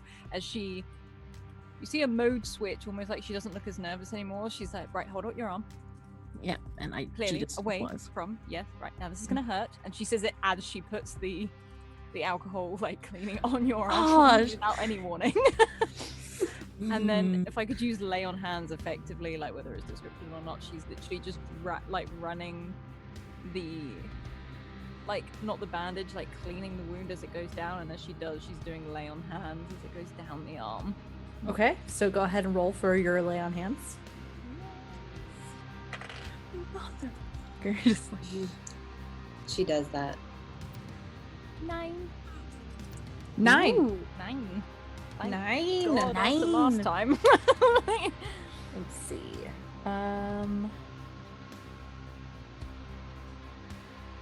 Don't mind me. There it is. All right, on a 9, you do heal, but you do take that one harm to yourself. But because it is a single harm and you are a werewolf, that one harm quickly heals. Yeah, she sort of winces as she does it, Mhm. and then sort of like shakes it off as if like she's shaking it out, like when a dog gets out of water or something like that. And then looks at it like, oh, better. And sort of pats it and sort of starts putting everything away. thank you. Can I see? Well, you said it. The one harmed heal. Can I see that it healed? Or is it like? Why don't you, in everything that's going on, why don't you just roll me a straight cool roll just to see if you are calm enough to actually be taking in your surroundings? How cool you are. Oh. So cool. Oh, you Oh, cool? how cool am I? Not at all. You cool? I rolled 2 and -1, 1. Okay, you are super wigged out at the fact that literal vines were reaching out, and you're wondering if this is like you're like half excited, going maybe this is an undiscovered thing that I could get famous for, but the other half is mortified as something is literally that you've never seen animated is animated. You do not notice that Okay. wound appeared and then disappeared almost simultaneously. Okay. Well, this is terrifying. Why do you guys want to be here? We're looking for something very important. Taking in the sights. She says in her Denver cap and Yeah, t-shirt. like literally in the Denver cap and t-shirt, like, I'm here to be a tourist. Yes, taking in the sights. How badly is Books shooken up by all this? Like, kind of like he's able to keep going, but he's also very like. It's kind of like he's making jokes in order to avoid having a panic attack. And Okay. kind of like using comedy to weed his way through, like, ha ha ha! Oh god, I'm gonna die. Maybe we'll wait to the panic attack part because I might have somebody to help out with that at least. To come. Relatable. Yeah. Here, buddy. It's okay. Can Rhys like be on more of an alert now that that stuff's starting to be animated? So like not full transform, but maybe just use wolfy senses to like do a see or smell or hear anything, like on the alert now. Kind of want to just do like a little hybrid shift where maybe your eyes go a little bit more feral and your nose ears elongates and ears elongate. And my Yeah. tongue lolls out a little bit as I like look at Pan and like kind of wink. The big Han's red sort of tongue. putting stuff away, like, no. Yeah, we'll say that you kind of take on more of a hybrid form, and your senses are heightened. So you'll have like probably an extra +1 or +2 to any sharp rolls. Cool. I'll make sure as well with as Rhys is getting ready to like be on arms, I get our supplies that we have at the back already. Basically have our Molotovs ready and anything like that if anything happens. Yeah, like basically this poor dude is gonna be like, what are you guys packing? But it's like, we kind of need to be prepared. Yeah. And also, this is Florida. Yeah. And then just gets the shotgun, just... It's like, you're just like, sure. Isn't Florida in Carrie State? So that's not too weird. It's Guns aren't too weird. everybody knows the Florida man. This is not. This is probably like you've seen weird stuff in that like people themselves are weird, but you haven't seen like weird as in like the paranormal weird. So the weapons almost put you at ease where you're like, this is the level of weird that I've seen before and I can be okay with this. I've seen people walking around with guns, especially in the bayou with alligators and whatnot. I've seen people have machetes. Yeah. I've never seen a tree chase me. Yeah, Mm. exactly. Exactly. So you all float along for a little bit, still kind of moving forward as you know, a little bit of the current takes you, maybe the fans going just a little bit to kind of give you move you along ever so slightly. And you do start to see this. It's as if all of the vegetation at once has just created its own dome. And this dome spans about 50, 60 feet in diameter. It's pretty large. But you can understand how it's probably remained hidden as this vegetation is so dense. And to the unkeen eye, it just looks like another clump of trees. And it just encircles, just making it almost night. And you can see the vegetation around it has grown up above, so that you see the green over here, but where this dome has it's just, it looks like the vegetation should be dead, but it's not. It's still growing. It's still almost moving as if this dome itself is alive. So I would like to use this opportunity to use my +1 or +2 to that sharp check that we talked about. Uh-huh. Please and thank you. And what I are was you gonna- rolling? Are you reading a bad situation, or are you investigating a mystery? Oh, I mean, it is a bad mystery. I think I can get this It's all same bad. either. I'm Triana. I'll do read a bad situation. I think that probably works best here. Okay, cool. And don't that'll forget- be- Books, you also have 2 more questions that you can ask at any time. And Okay. don't forget, Alpha, you have I remember all the questions. There were so many. Yeah. Rhys, what'd you roll? I rolled, well, it depends. I rolled a 9, so however plus you want to give me. What is your sharp? My sharp is 0. 0, so you'll have a +1. Cool. So 10. Yay, I 10! succeed. Okay, so you also get to ask me one of these 3 questions. Best way in, best way out. Are there any dangers we haven't noticed? What's the biggest threat? What's most vulnerable to me? And what's the best way to protect the victims? I can repeat them again if you need it. I will go with dangers we haven't noticed. Seems Okay. appropriate. Excellent. With your elongated ears and your keen sense of hearing, you hear in the distance what is something beyond just the crickets chirping or the distant splash of a fish or a frog. The bending and yawing of the trees around you, you start to almost hear a cacophony of splashes, almost as if things are just crawling over each other, and you start to hear this guttural growl. Something's here. And you hear it coming from within the dome, and you can smell a little bit of the iron of blood as it mixes with that muck. And you get the sense that there are many gators splashing around in that dome. Yeah, in the dome above us, in the dome that you are slowly going towards. in. Yeah. Okay. I should have worn my brown pants. There's a lot of gators in there. Are we okay? Or How many are a lot of gators? From this distance you can't see, but from what you can hear, a lot. A swarm of gators. Yeah. I'm just gonna step off here for a second, and I'll like go to the side of the airboat and do like an almost comical looking like stick my foot out, like fall off the boat, and then just like it's kind of like a standing like cartwheel into my werewolf form. So you just see like my tall, very slender frame like do this like twirly shift, and then I'm like this super big puffy werewolf. I'm like a giant ball, and I'm all like and she like runs to the front of the boat, and she's just like waiting outside the dome. I side glance at books.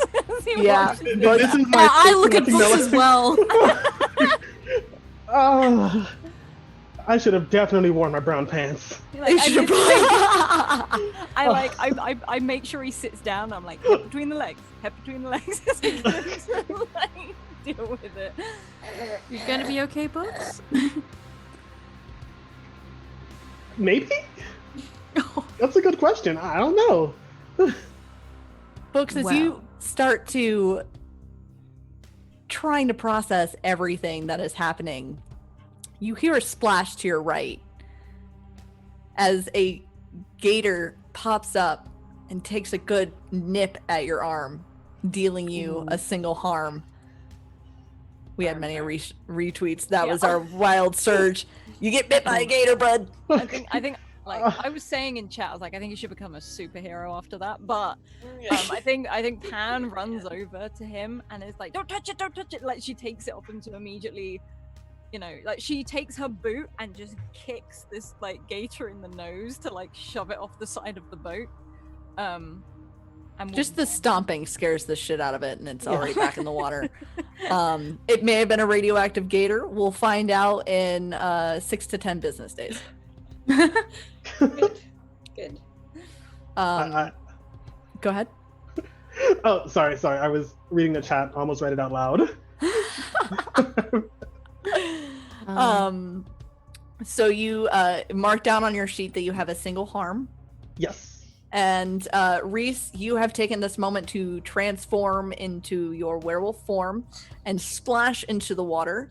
We'll say that the water here is about 6 feet deep. So you are doggy paddling. Did not think about that. Pun intended? Yeah, this is not one of the shallower portions. It does seem to kind of elevate a little bit as you get closer to the dome, but even there it is heavily mucked. So I am like 6 feet tall. It's So you'd be like, yes. So if it elevates like 2 feet, I might have head above water. It's like Jaws. if your feet weren't sinking into the muck below you. Oh, okay. Yeah, Rhys is not used to this kind of environment. Welcome to the swampland. While Pan is helping out Books with his injury, I would like to get my gun and try, and that's a very emphasis on try to kick some ass. Okay. And try to shoot this gator in the face with my gun. Well, the gator that's bit that has it's gone now? is gone. Okay. It got spooked, and it was chilling on a nearby log, and it kind of just it nipped at him. Pan's heavy footfalls on the tin boat was enough for it to go and go back into the water and skitter away. Okay, then I'll be more just be there ready if anyone comes at the boat again while You got Pan's it. trying to help the books. Yeah.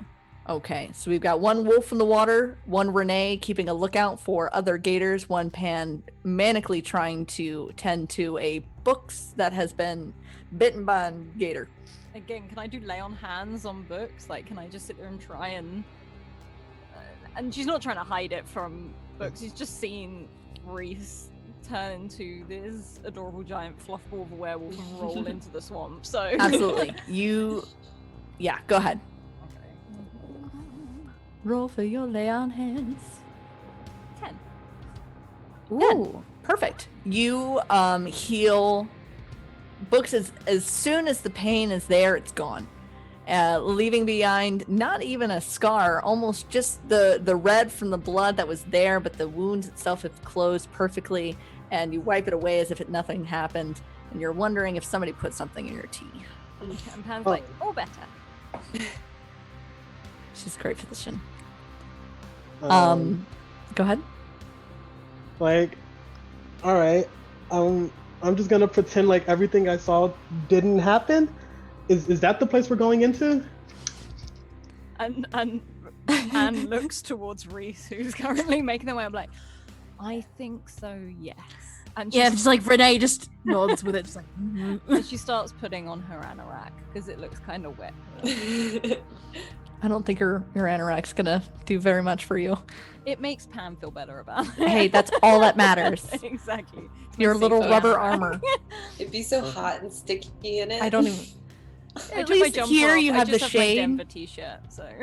At least here you do Mhm. have a little bit of shade as the boat starts to move outside of the zone of that sunlight, but you are moving towards something that doesn't seem to have as much of those vines growing.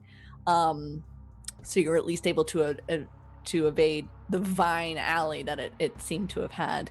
But the air here is closed. There's not a whole lot of breeze coming through.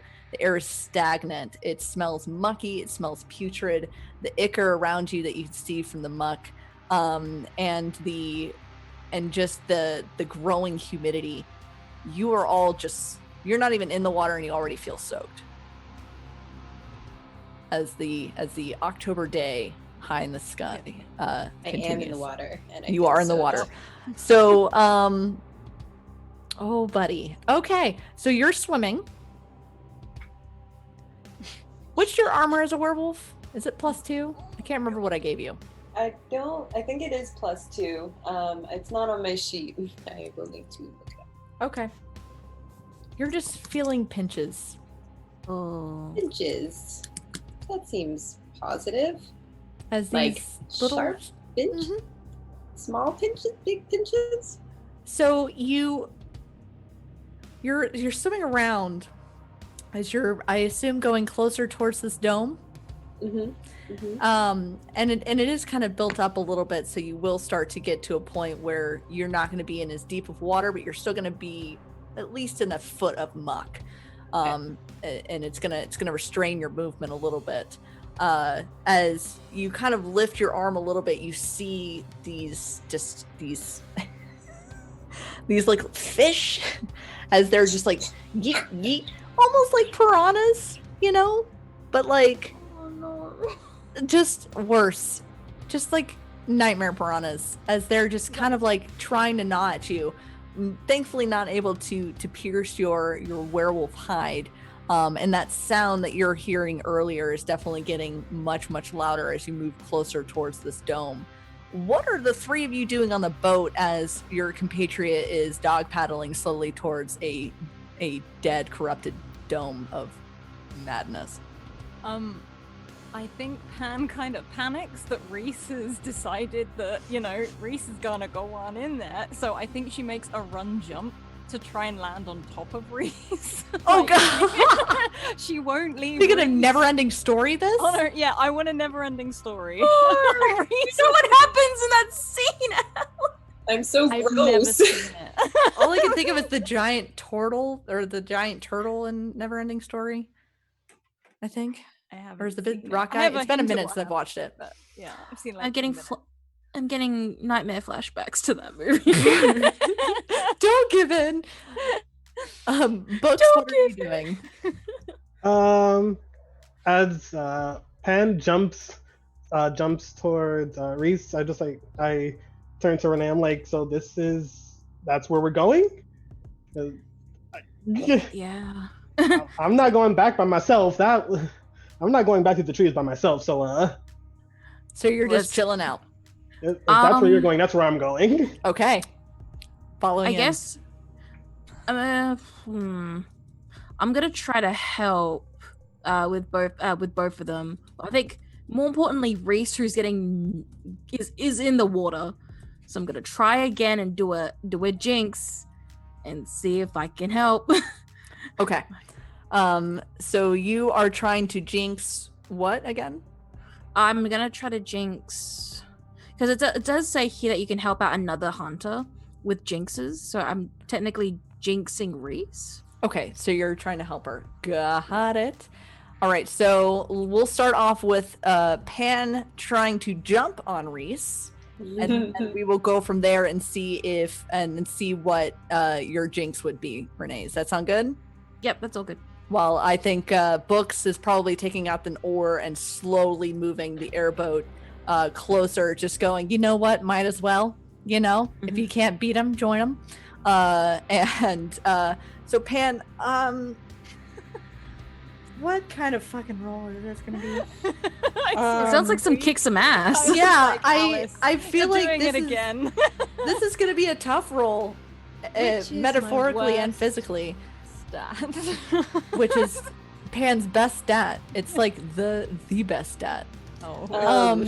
And just because I want to be a dick, we're gonna make you roll with disadvantage. Yes. So technical question, GM. Yeah. I have a move for protecting someone. Can I preemptively attempt to protect her because I can feel her on my back attacking people?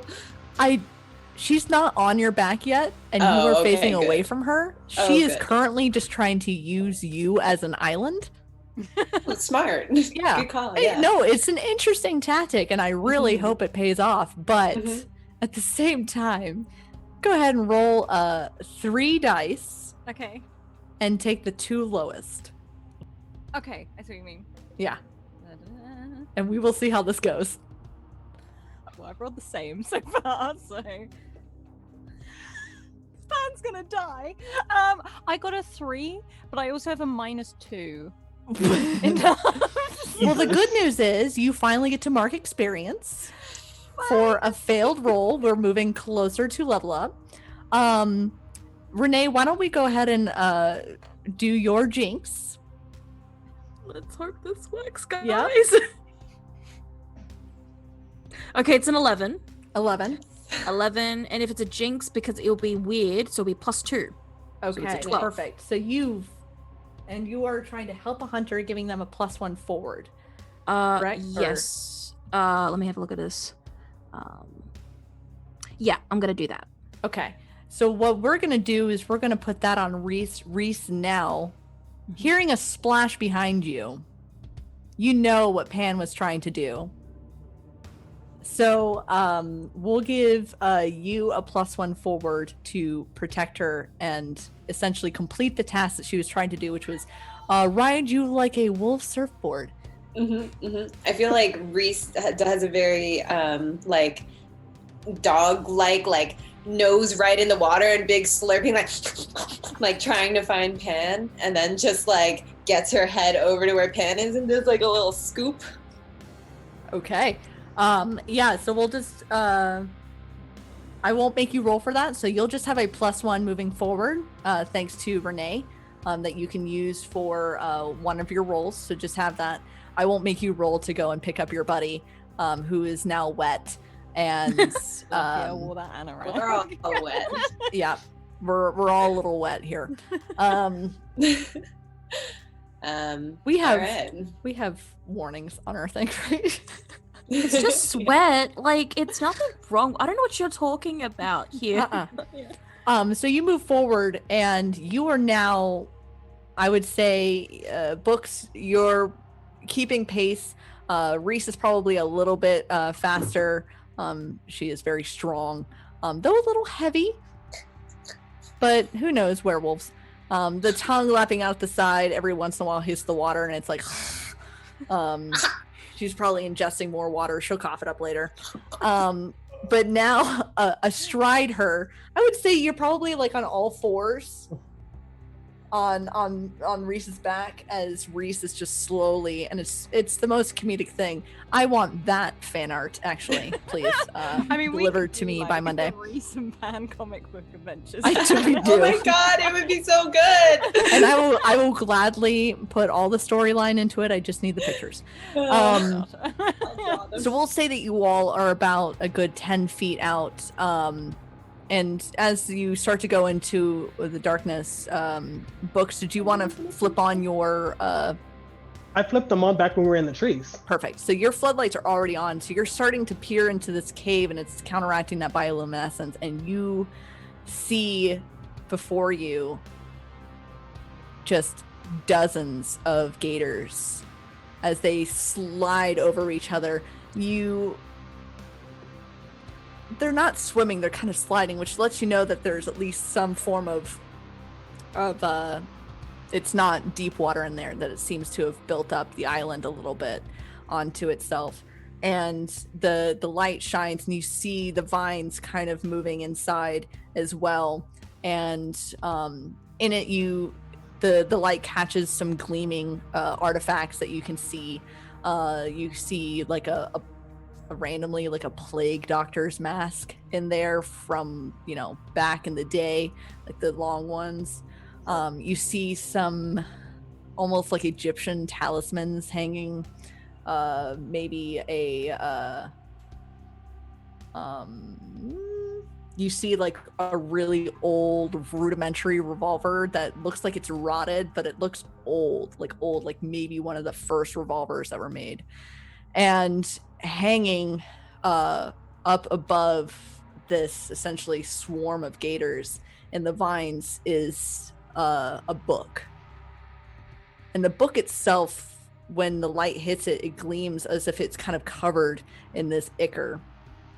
And you get the sense that that is the artifact that you've come here for. And that growling that you had heard earlier comes through even more as the light hits these two very primal animalistic eyes, as the gators in there start to skitter away a little bit, as coming forward is this Lake Placid looking mother trucker, giant ass corrupted gator, as its hide is no longer that vibrant green that you would see. It is a charcoaled and blackened, oozing as it oozes out of its gums, and the eyes just black, and I can't do it. It's like there we go. The face though. Kaiya's gator face. Oh my god. Listen, I'm committed to my art. So good. I am gator. I can't do that. Anyways, stares down at you, and it does see you and starts to slink towards what looks like a tasty snack with another snack on the back of it, slowly dog paddling towards it. So we will say that we are starting to enter into combat, and we will go one at a time. Rhys and Pan, you are closest, with Renee and Books very close behind you on the airboat. Who is going first between Rhys and Pan? Rhys needs to get us closer, I think. Okay, so you are just getting further into position? Yeah, so like, is it swimming? It's moving very slowly towards you, as kind of the gators, the mundane gators, I would say, who kind of are slowly opening up its path so that it slides over them. Seemingly they don't care, they're just like, oh shit, it's moving. And the main bad guy in your range is this, I don't know, 50-foot gator? That seems big, right? Yeah. Mm-hmm, mm-hmm. Has anyone ever seen Lake Placid? It looks like that. Cool, Mhm. cool. Are my feet touching the ground? Are my paws touching the ground? Yeah, they're starting to hit the muck now, and they're as you're lifted a little bit up. So we'll say that there's maybe a gap about this much between your chest and the water, because I know that your werewolf form is big. But your feet are sinking into the muck, especially where you are now. Okay, well, I'm sure the muck is gonna muck it up, but what Rhys would like to do is give a big ol' oh, and then realizing that she should maybe be a little quieter, it kind of tapers down at the end afterwards. And then she would like to bound off of the ground and like jump, bash the gator on the face. I don't know if any of you have ever played that arcade game where the gators pop out and you have to smash their face. That's what she wants to do. She wants to just like pounce claws down. Okay. Okay, yep. Go ahead and roll kick some ass. And you can add a +1 to that, thanks to Renee's jinx. Pan, are you holding on or are you gonna fall off? I mean, Pan currently is holding on. I think she knows Rhys is Well like enough. an excitable puppy, and the fact that she's seen it and she's going for it. So I think she y'all sort practice this on the almost reg. like drops into a seated position and just grabs hold of the fur on the back of Rhys's neck. Okay. Yeah, I think I do that dog thing where I like kind of back up and like put my butt down a little bit, like getting ready to pounce. And then pounce. You got it. And that'll be an 11. for my 11. roll. Excellent. So you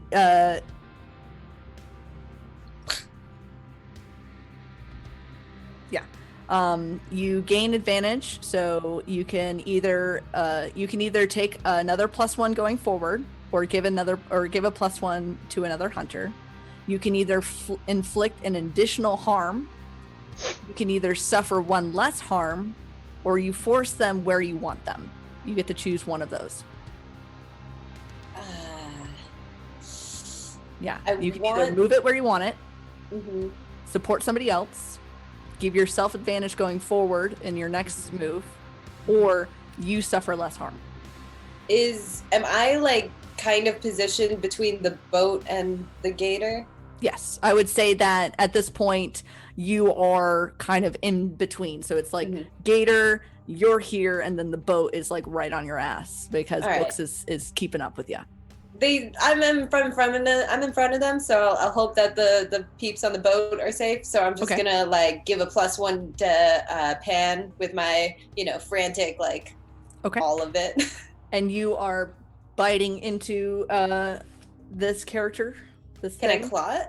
Do they do the same damage?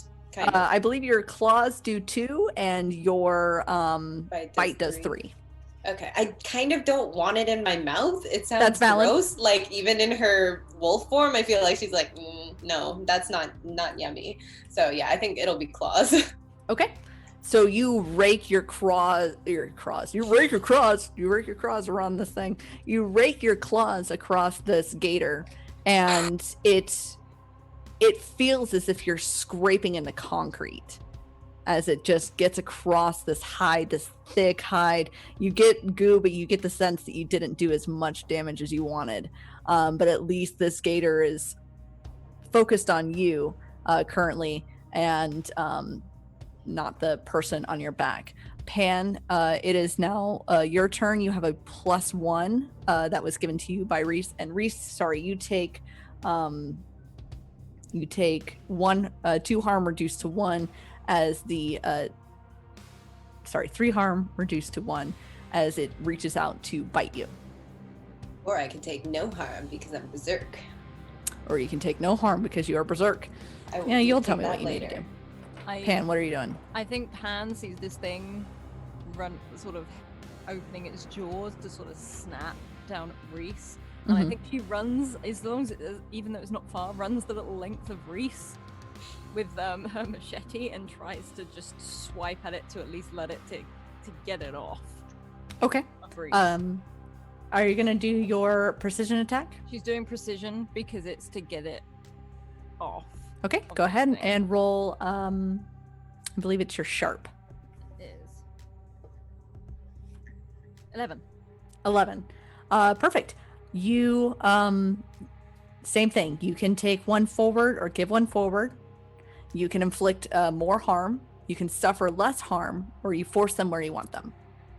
She's forcing this creature sort of like in the direction of, yes, she's getting it off of Rhys, but if we need to get to the book, Okay. she wants it away from that. She's trying to get it away from the book and away from Rhys. You got it. You bound off of Rhys, and with your silvered machete, slice into it, and it cuts through almost like butter. I believe a machete does 2 harm. Also, it's silvered. Yes. As where Rhys was cutting through and not seeming to break that outer skin, that silvered weapon slices through it like butter, as the black ichor of its blood starts to creep down, and it recoils from you and spins around to try and get away from you, and in doing so hits you with its tail, dealing you 2 harm, which I think you have a 1 armor in your 1 armor, which would reduce it to 1. And we'll switch over to Renee and Books on the boat. You see this all going down. What would you both like to do? Are we close enough?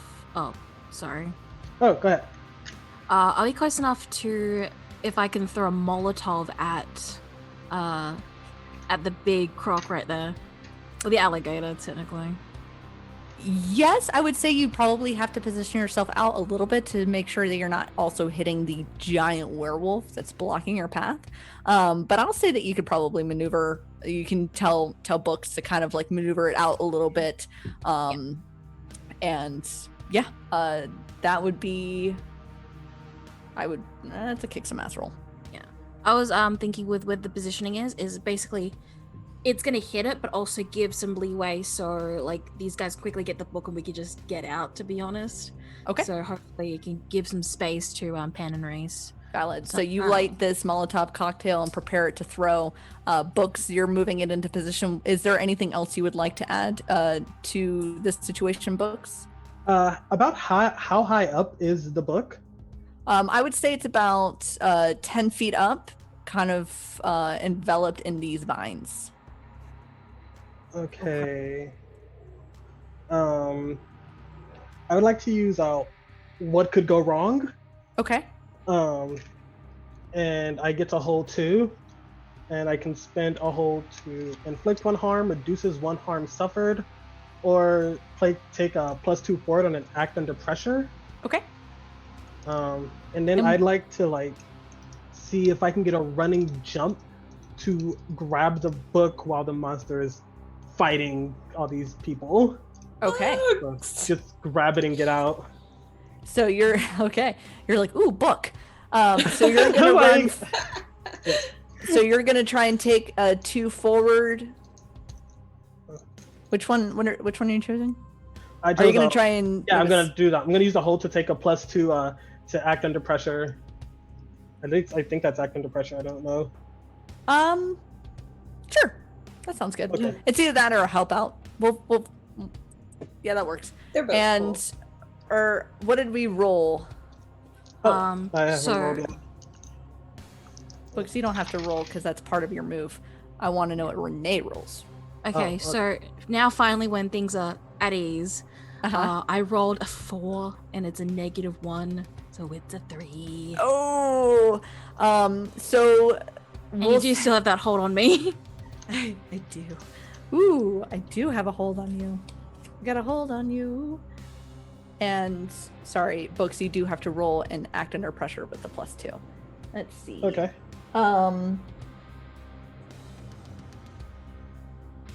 Someone's gonna be lit up like a Christmas tree. Yeah. So essentially what's going to happen is you are going to miss with the Molotov cocktail. Mark experience. You never know. You might level up depending on how well or bad you roll in this game.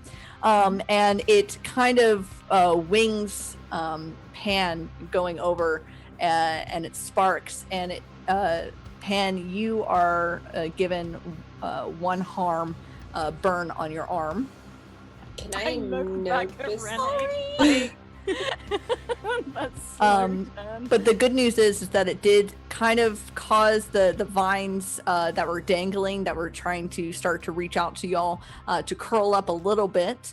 and the mundane gators just had the shit scared out of them, so they're starting to scatter out, and they're pushing past you as their bodies are just kind of like snapping at you, trying to, but then more effort trying to get out. So most of the gators are now clearing out, leaving you almost alone with this giant corrupted being. Books, what did you roll for your act under pressure? With the +2, I rolled a 10, but then I have a -1 to my cool, so Okay. 9. Okay. So Book's going, fuck it, runs off this boat.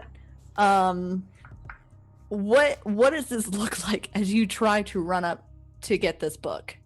As I'm running, I'm like trying to like casually jump over the alligators so I can find like a section of like nice hard rock where it's like a little bit higher. Okay. So I'm like trying to jump over all these moving alligators, like watching my feet, and I'm not very tall, so like it's a lot of hops. Okay. And then as I roll and jump, I like sort of like reach into the air and try to grab the bottom of it. Okay. So hopefully like my weight will pull it down. You run and you jump, and you're trying to look around at any patches of area that honing, trying to calm, being like, you know what, these are pretty cool people, I don't want them to die, this scene's pretty important, as you're jumping, and you go to jump off what you think is a log, but it's actually the back of a gator. You're like, but it gives you enough adrenaline to keep going, and as you reach up and you grab the vines and you pull down, the book becomes dislodged a little bit, and starts to come down towards you. The vines do, however, start to wrap around you, and you do take one harm from the vines. As the book starts to make its way down to you, we'll say that it's kind of teetering, and it will fall here pretty soon. Okay. So we'll circle back around to Rhys. Cool, but can I just add like a little bit of flavor? Because all it needs is all of that epic hopping from gator to gator, and that giant hat just flapping in majestically behind you. Like, Such a like Indiana Jones moment, to be honest. He stapled it to his head to make sure it doesn't fall off. Yeah, there we go. Yep. Just like Harrison Ford. So Can't Rhys find just monsters saw. if you're not cute. Yeah. Rhys just saw Pan, or just noticed like there was a big boom and Pan got hurt, and so she's gonna like whip around at that. And I'm guessing the gator is still just in front of me and engaged. Yeah. So it would have Pan caused it to skitter away. So it kind of whipped her with his tail, or with its tail, as it kind of circled around to the back, but it's pretty big and it takes up this space anyways with its form, and so it's kind of looped around away from Pan and away from the book, giving them a little bit of a wide berth, but it has come so that it's almost nose to nose with you again. It's kind of circled around and whipped around. And so I just realized I may have messed something up with the build of this character, so fine. I need a GM ruling. Okay. The Berserk says that I don't take any harm until the fight is over, but what does not kill me says if I have suffered harm in a fight, I get the +1. But if I don't take any harm, did I still suffer that harm? Or so is it the just way like I look at it suffered the harm and it's prolonged? is you still take harm, but your adrenaline is pumping so hard it doesn't affect you. So you can keep amounting harm, and you can get to a point where you have 5 harm, you're still going, you're still taking hits, but as soon as combat's over, you're either dead or dying. Cool. So at this point you technically have 1 harm. You're it's just not affecting you. So I would say that they do balance each other out. All right, sweet. So I've created a then monster. Nice. So then that's a +1 on my attack, so I'm just gonna go for this thing again, and Okay. Feeling last time like my claws didn't do enough, I will like begrudgingly, like the werewolf version of like holding my nose as I try to like bite this thing, just like maybe put a paw here or something, and I'm just like I'll even allow in your berserk crazy ass form to do do the multi attack with the 2 harm claws and the bite, and we'll see what happens. Sweet. Gotta succeed first. All right, so I have a +1 tough and a +1 thingy, so that'll be a 12. 12. You succeed because you're fucking crazy. And so you already have the +1, so you can either inflict terrible harm, adding another harm. You Yeah. suffer less harm, or you force them where you want them. I want to inflict terrible harm. Okay, so you scrape with your claws, and the claws themselves don't really do much damage, but it kind of moves it into a position where you can just sink your teeth into it, dealing it the 3 harm of your bite plus an extra harm, but with its armor I'll knock it down to 2. And it is pissed as it bucks you off of its back and whips around its tail and slams your ass into the other side. It's going to be a 3 harm hit. Take off whatever armor you have or whatever. So I guess it's a single harm because you're unstoppable. It's ridiculous. As it beats your ass to the other side with its giant ass tail, and growls at you and starts to stalk towards you again. Pan, what are you doing? Pan is seeing this and kind of just letting Rhys do her thing, because she knows Rhys kind of is like the tough one here. Like Rhys is the one that normally goes in full hell. And I'm gonna, if there's any other gators coming in, I know you said they like fanned out for this one to come in. She's trying to keep any other gators that try to come in off, or There are a few that are starting to just because you're in their space will feel as though they have to protect themselves. A good amount of them, I would say there's probably about 4 or 5 gators still sticking around, kind of being amped up by the violence essentially, and the scent of some blood is starting to pull more of the gators back in, as it's almost as if they know that this entity is good for some scraps, so they're starting to float in. So I'd say there's about 4 or 5 gators around the area. Okay, so how badly wounded does this big nasty one look? Not really. Okay, then she's going to turn into a werewolf Okay. herself, and she's going to spring off of Rhys, and with her claws down, how she always does, she wants to land on top of it and try and pierce her own claws into it. So you're going to try and precision strike? Yes. Go for it. Because that is a +2, and I can do that.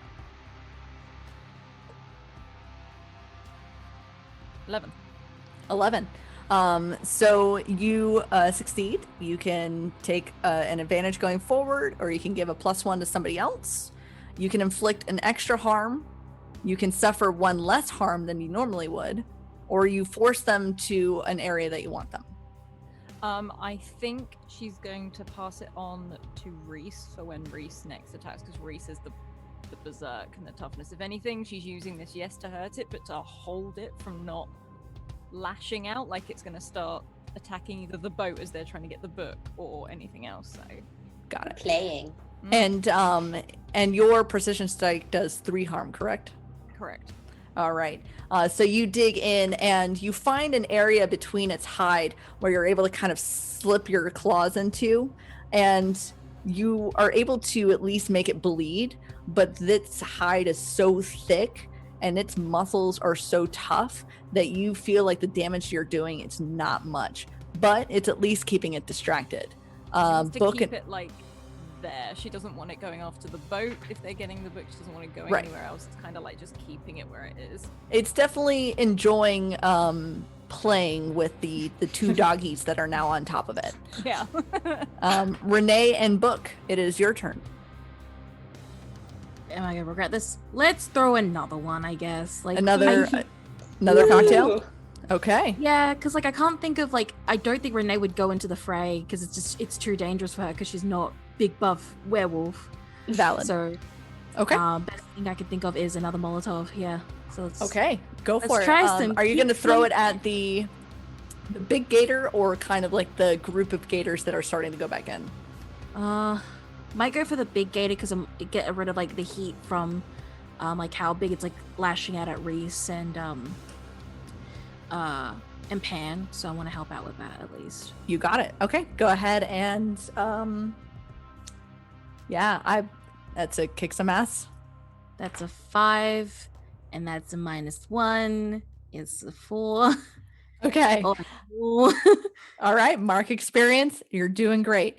It's still it will hit an area, and I will say that it does one single harm to the gator because I am a kind DM. Thank you, DM. But you both do take a single harm burning damage. Me too. Both. Yeah, and that is not something that your armor protects, so you do take that harm. Rip. I'm sorry. Hey, this is part of the game. No, I know it's a part of the game, but still, just some part of me is just like.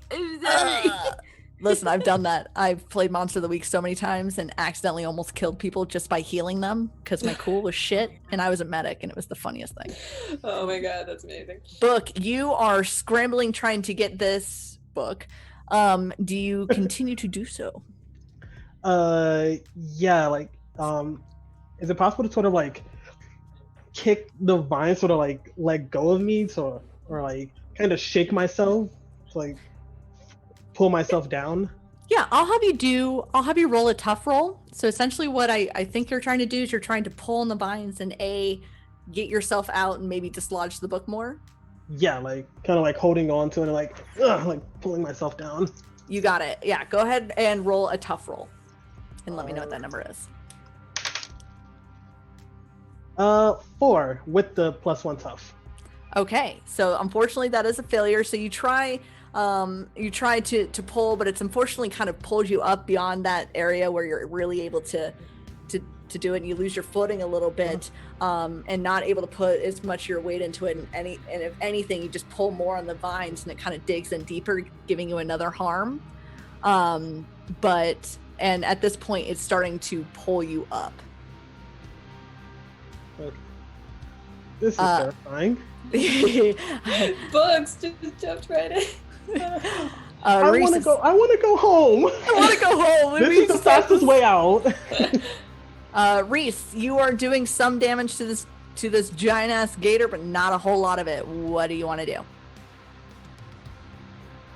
do? Well, the only way to do more damage is to do more damage, I guess. Does Pan seem relatively safe? I mean, neither of you are safe at the moment because both Right. of you are within melee range. And to be honest, this thing is so fucking huge. Everybody's within melee range of it, but y'all are the only ones keeping it company. So Pan is currently on astride it, from what I heard, and then you are kind of like pinned between the wall and it as it flung you and whacked you with its tail as it whipped around. So short answer, no. Nobody is safe. Nobody is safe. Okay, so what I would like to do is I would like to go for a bite and maybe double claw attack if you'll let me. But I want to get into its like shoulder joint and like really like try and wrench it and see if I can like mess up its mobility or anything like that. Okay, so you're trying to essentially control where it goes. Yeah. Okay. Roll kick some Control ass. how it goes. I want it to go less. You wanna yeah, I got you. I I want know to what you're impose saying. disadvantage. Yep. Okay, that one this time is a 9. Okay. So I will say that you are successful in kind of keeping it where you are. I'll say for the next round you have it held, but you're going to continue to take damage throughout that round. That's as it's essentially really pissed that it got you, and it's going to keep trying to hit you with its tail. And it's going to hurt. So you're going to take 3 harm reduced to 1. But currently Rhys at least has it so it can't go anywhere. Every time it hits me, I'm just gonna like sink your teeth into it more. Yeah. So we'll say for every 3 harm it gives you, you can give it 1. Cool. So Pan, Rhys has got this thing in her jowls, keeping it busy. What are you doing? Question: did Book get hold of the book? Book is tied up and almost to the book. It's But dislodged and a almost. little loose. He could probably use some help. I was gonna say, she's probably going to. I don't know what a werewolf wielding a machete is gonna look like, but she wants to somehow. Amazing.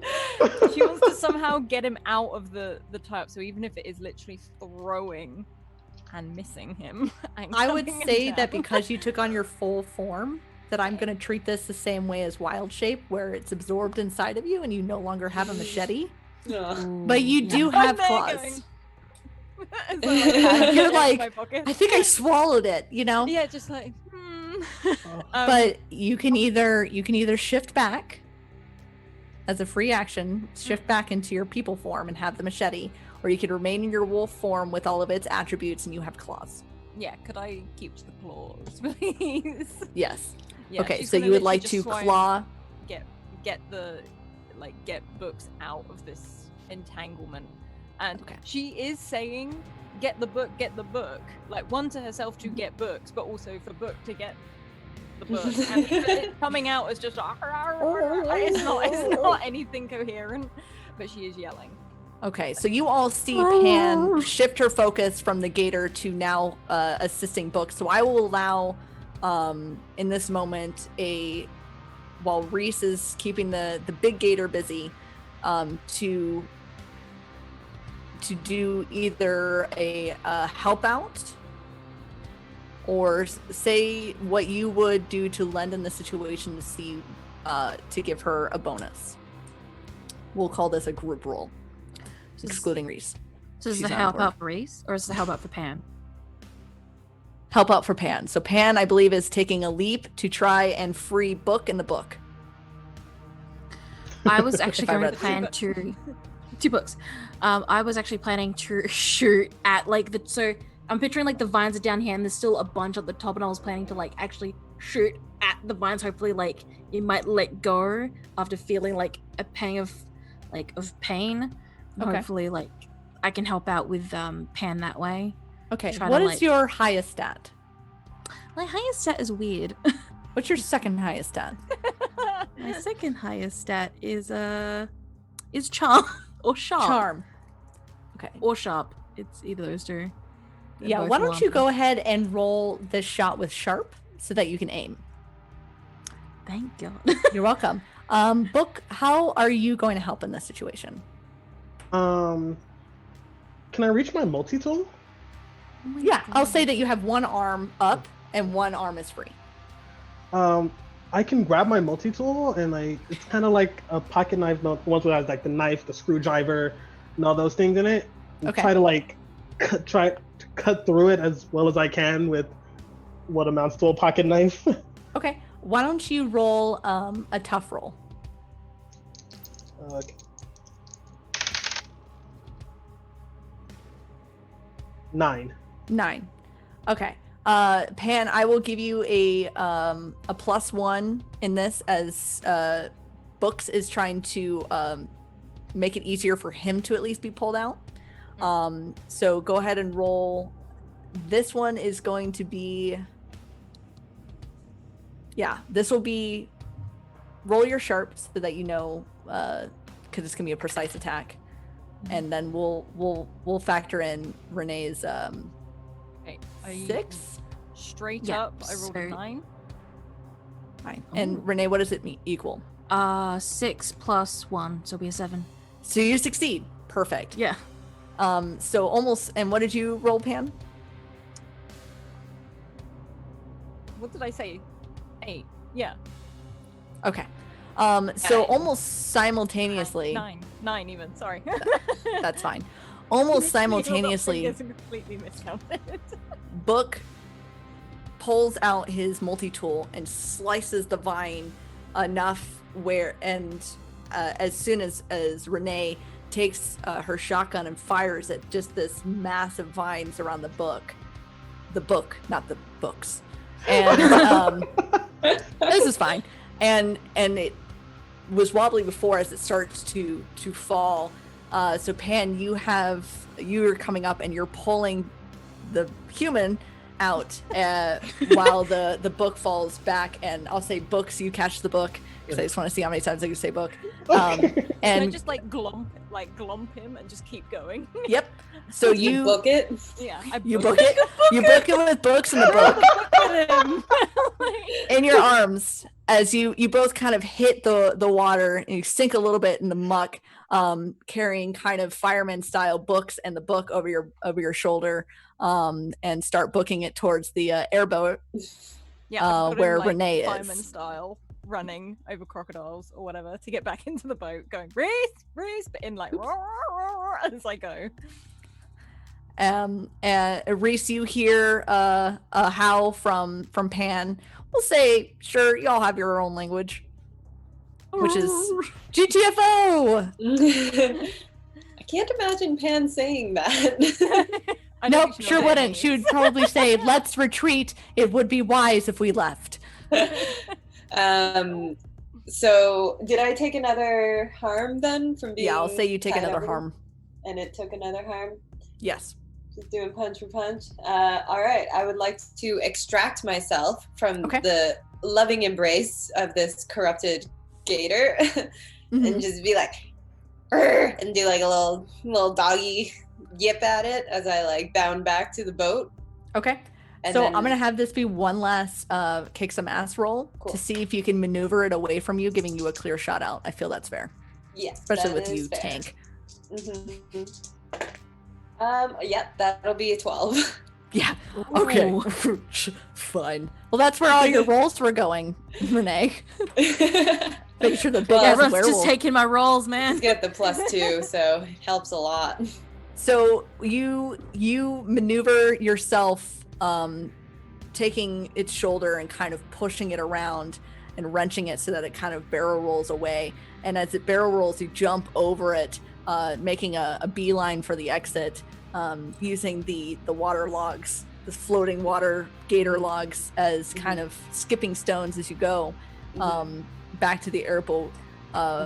You all make it safely back as the gator slowly starts to try and make its way towards y'all. Yep. Just need to add one more time. Big fluffy werewolf ball, like 6 feet tall, probably 5 or 6 feet wide, just bouncing over gators and then like jumping onto the airboat, and everyone's like, oh no. But then she just like shifts back into Rhys and like slides down. And she's like bleeding all over now, and she's like, we should go. Yeah, how much harm did you get up to? I got up to 8. No, 7. No, I can't count. 5. Okay.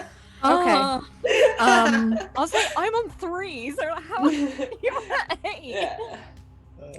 Yeah. As soon as Rhys hits the boat and transitions back into her human form, she just passes out and is currently dying. Yeah. I drop both books. Yeah, both books. Run over. Books, you are now free.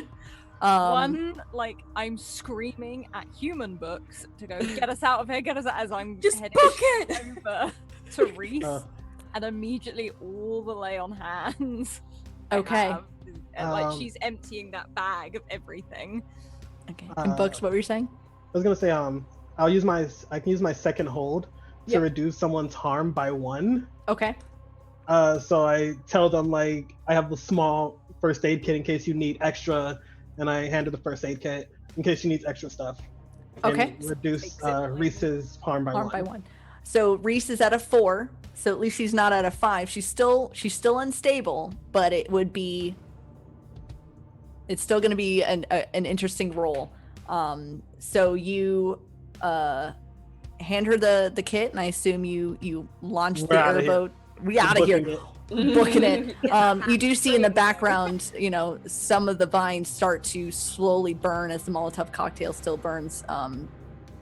Water and Molotov cocktail is still an accelerant. Letting in some light, and you hear screeching inside there as the gator's not happy, but still kicking as you make your escape with book in hand.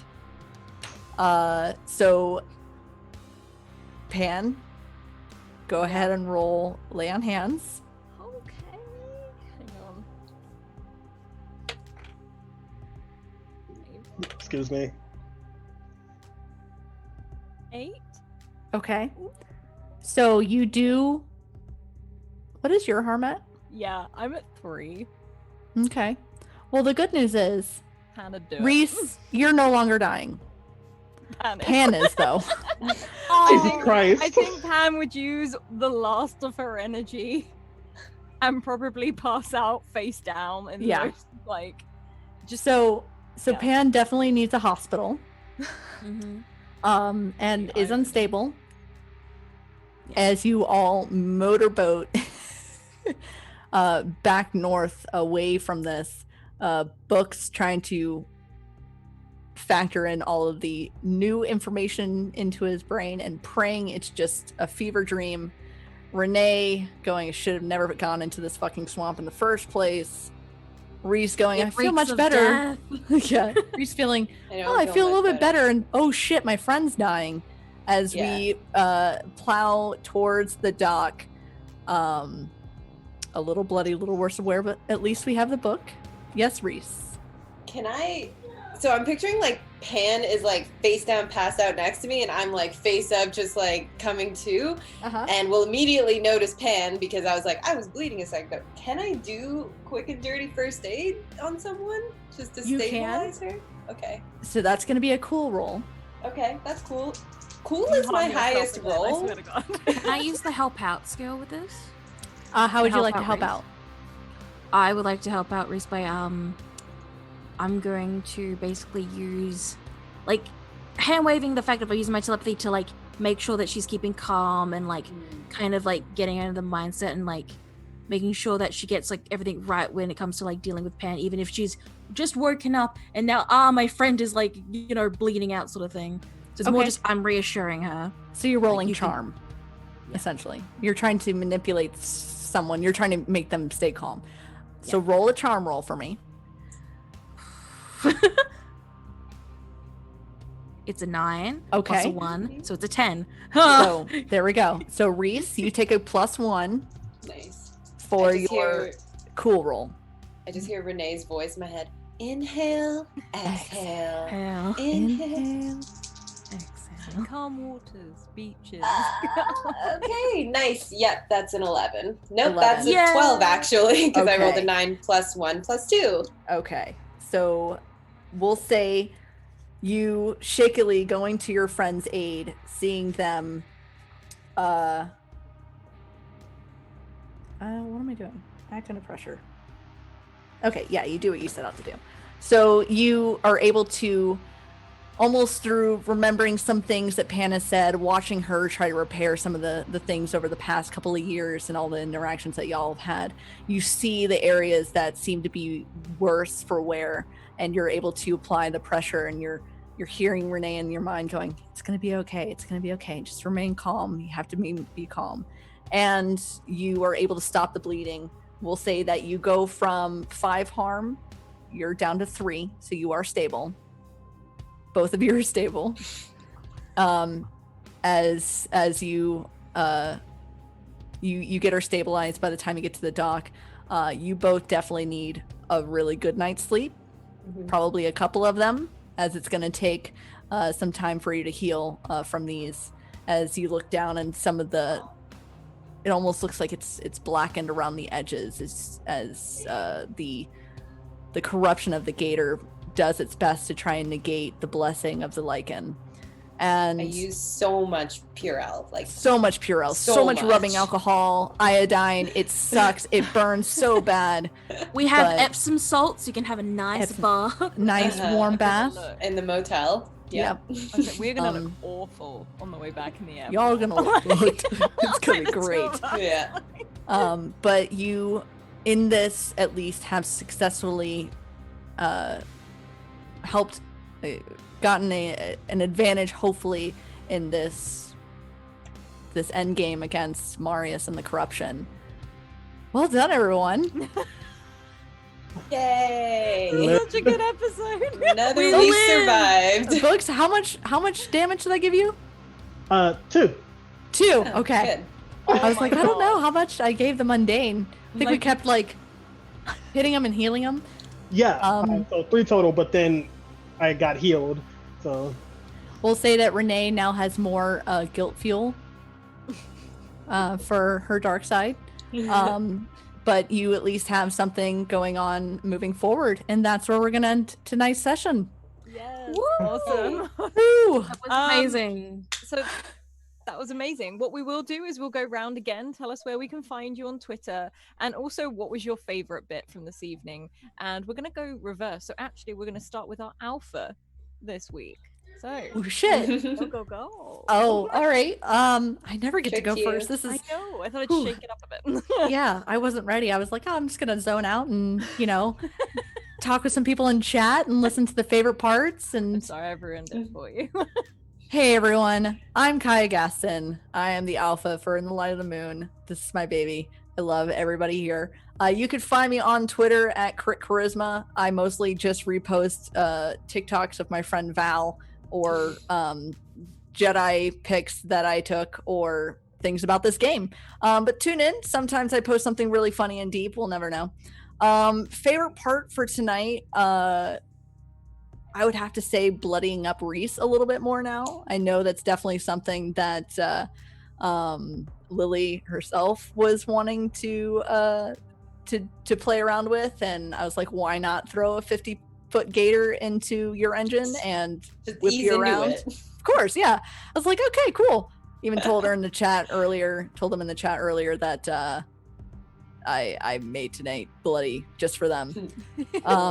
But my other favorite part, as it is every week, is just being able to walk through the story with amazing players. Renee, Nyx, and Rabbit. Y'all took to this like ducks to water. Rabbit, I know this was your first time ever playing. You did really, really well. Thanks for rolling with Airboat Captain. I loved it. The hero, got the book. Book's got the book, He Couldn't booked it. Couldn't have done it without y'all. So thank you all for that. And who's next? Alice, help! Don't worry, we're gonna hop down to our very own Renee for the week. Or Nyx. Here you go. Hi, I'm Nyx. I am an artist on Twitter. I usually mostly post Twitter with my art. I sometimes guest on other people's Twitches. I'm just a chill person, and people like to talk to me apparently. My favorite thing was the visuals that Kaiya gave me with the sight stuff. It was 10 out of 10. I love that so much.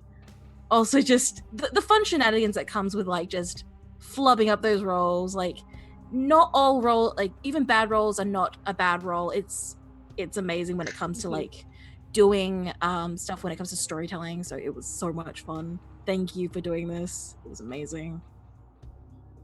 Awesome. Thank you. And then we're going to hop over to the Books of Books, who chose the name which we didn't anticipate. We were being that one so much. And also fellow Rabbit. So It was so perfect, though. So perfect. My name is Rabbit. You can find me on Twitter as 8-Bit Rabbits. I mostly talk about video games and anime, stuff like that, and tabletop games. I have a lot of opinions about nerdy stuff. The most fun part for me was hearing about the pancakes, because I don't know, it felt so humanizing. After a rough night, because I know when I go out and party, I'm having a rough night or I had a good time. All I want is breakfast. I don't personally like pancakes, but I can imagine with some hash browns and eggs, just in the middle of I am exhausted. I don't want to talk, and it felt real. So I really like that part. Awesome. Thank you. And last but certainly not, we're going to hop over to Lily. Oh, hi. Oh, hi. Oh, God, what a good game. Let's see. Okay, so first, me. My name is Lily Sparks. You can find me on Instagram and Twitter, Lily Sparks with an X. I am on hiatus right now, but I'm doing a lot of other things. I am streaming on this channel, Scratticus. I stream on Fables 42 on Mondays. I stream on Tales from the Grim with an amazing GM on Fridays. And I stream on the WebDM channel on Saturdays. And on Sunday, starting May 17th, I will also be a DM on the Gilding Light channel. So Alice and I are holding hands and skipping through the world of TTRPG from across the world. And also, very cool, tomorrow, one day only, we are going to be streaming with Kaiya for the Jasper's Game Week charity stream. Sorry, I'm just so excited from this game that the adrenaline is taking all my words. Yeah, so we're going to be streaming 2 to 5 p.m. tomorrow. Check out Jasper's Game Day. You can just Google Jasper's Game Day. It's amazing. One of my friends, Fenway Jones, she's 16 years old. She's a teen DM, but she's killing it, and she is she put together this amazing charity group to raise money and awareness for suicide prevention, because unfortunately she lost her best friend Jasper and gaming partner to suicide. So we are gaming all week, lots of streams running, lots of great sponsors. Please check out the website, Jasper's Game Day. You can make donations, you can just tune in and watch the streams, and just, know that we are together in solidarity to fight against, the pitfalls of mental illness. So pumped for that, Lily. Can you put it in the chat? Just so yes. Head over there. And I get to play and not DM. Yes, so that'll be great. So we will turn the tables. And thanks for giving me all that harm today, Kaiya, because, tomorrow. Yeah. How about you, Alice? What's your favorite part? Bring it on. Where can people find you? I am White Rabbit Pick. I'm the other half of, the headmistress of the Scratticus Academy. The academy is now built up of many people. There is no longer two halves. We love to teach people TTRPGs because more people should be playing TTRPGs. It's how you meet awesome people like this. I'm also a photographer. You can check out all of my photography stuff over on my Patreon. I'm having some more projects. It's very difficult as I can't go outside right now, but there are some interesting projects coming. I get to DM for the wonderful Lily over on Tales from the Grim on Friday on the new long-term Cypher campaign. And as Lily said, we are now both DMs for the Gilding Light channel, where I'm currently running Zyra every Friday, my homebrew world with Cypher System. Otherwise, please check out the links coming up in chat now. That includes a Discord. We'd love to hear what you think of this. There is a channel just for this game. Also, YouTube if you want to catch up on anything, and Twitter if you want to come and play this. Come and play this. Come and drop Scrat a DM on Twitter for this game or any of our other viewer games. Before I get on to sponsors, my favorite bit, there were so many things. I think it was the imagery. One from Kaiya, because Kaiya describing that swamp was amazing. I loved it. It was so good. It's like the imagery of just books in general. As my cat attacks my curtains behind me, I'm like so much every time, Hildy. Damn it, Hildy. Like the badass imagery of Renee with a shotgun on like this. Would you? Salt-filled shotgun. Salt-filled. Yeah. And just the image of Rhys and Pan at an airport and dealing with life in general. Because life is still going on. Those are wonderful, wonderful things. So, other than that, please check out our wonderful sponsors in the form of Hero Forge. Come and catch Scrat and I tomorrow at 2 p.m. EDT as we create the minis and use their beta for all the different colors and textures. They're so cool. I may have to make Pan. I think I might. Yes. Oh my god, please. Yes, I'm gonna make Pan. Also, the Deck of Many Things. Keep an eye out for their new Kickstarter coming out this week. Lots and lots of fun stuff, including animated tarot cards, which is coming out in May. This Kickstarter, I think. Also, they created Humblewood, another one of our viewer games. It's incredible. I have that. It's so good. It's so good. You can be. It's adorable. And you go and save the forest. Also Mayhem Press, if you want to take your D&D campaign and yeet it into space, you can do that with Dark Matter. You can also do it with their Fae Folio, which is another one of our viewer games, which you can catch tomorrow. And last but certainly not least, the wonderful Dungeon Fog. I love my maps, and that is where I can now make them and have all of my notes completely correlate with them every time I update something. That's it. So until next week, keep evoking emotions, and we'll see you then. Bye. Woo, everyone. Mwah.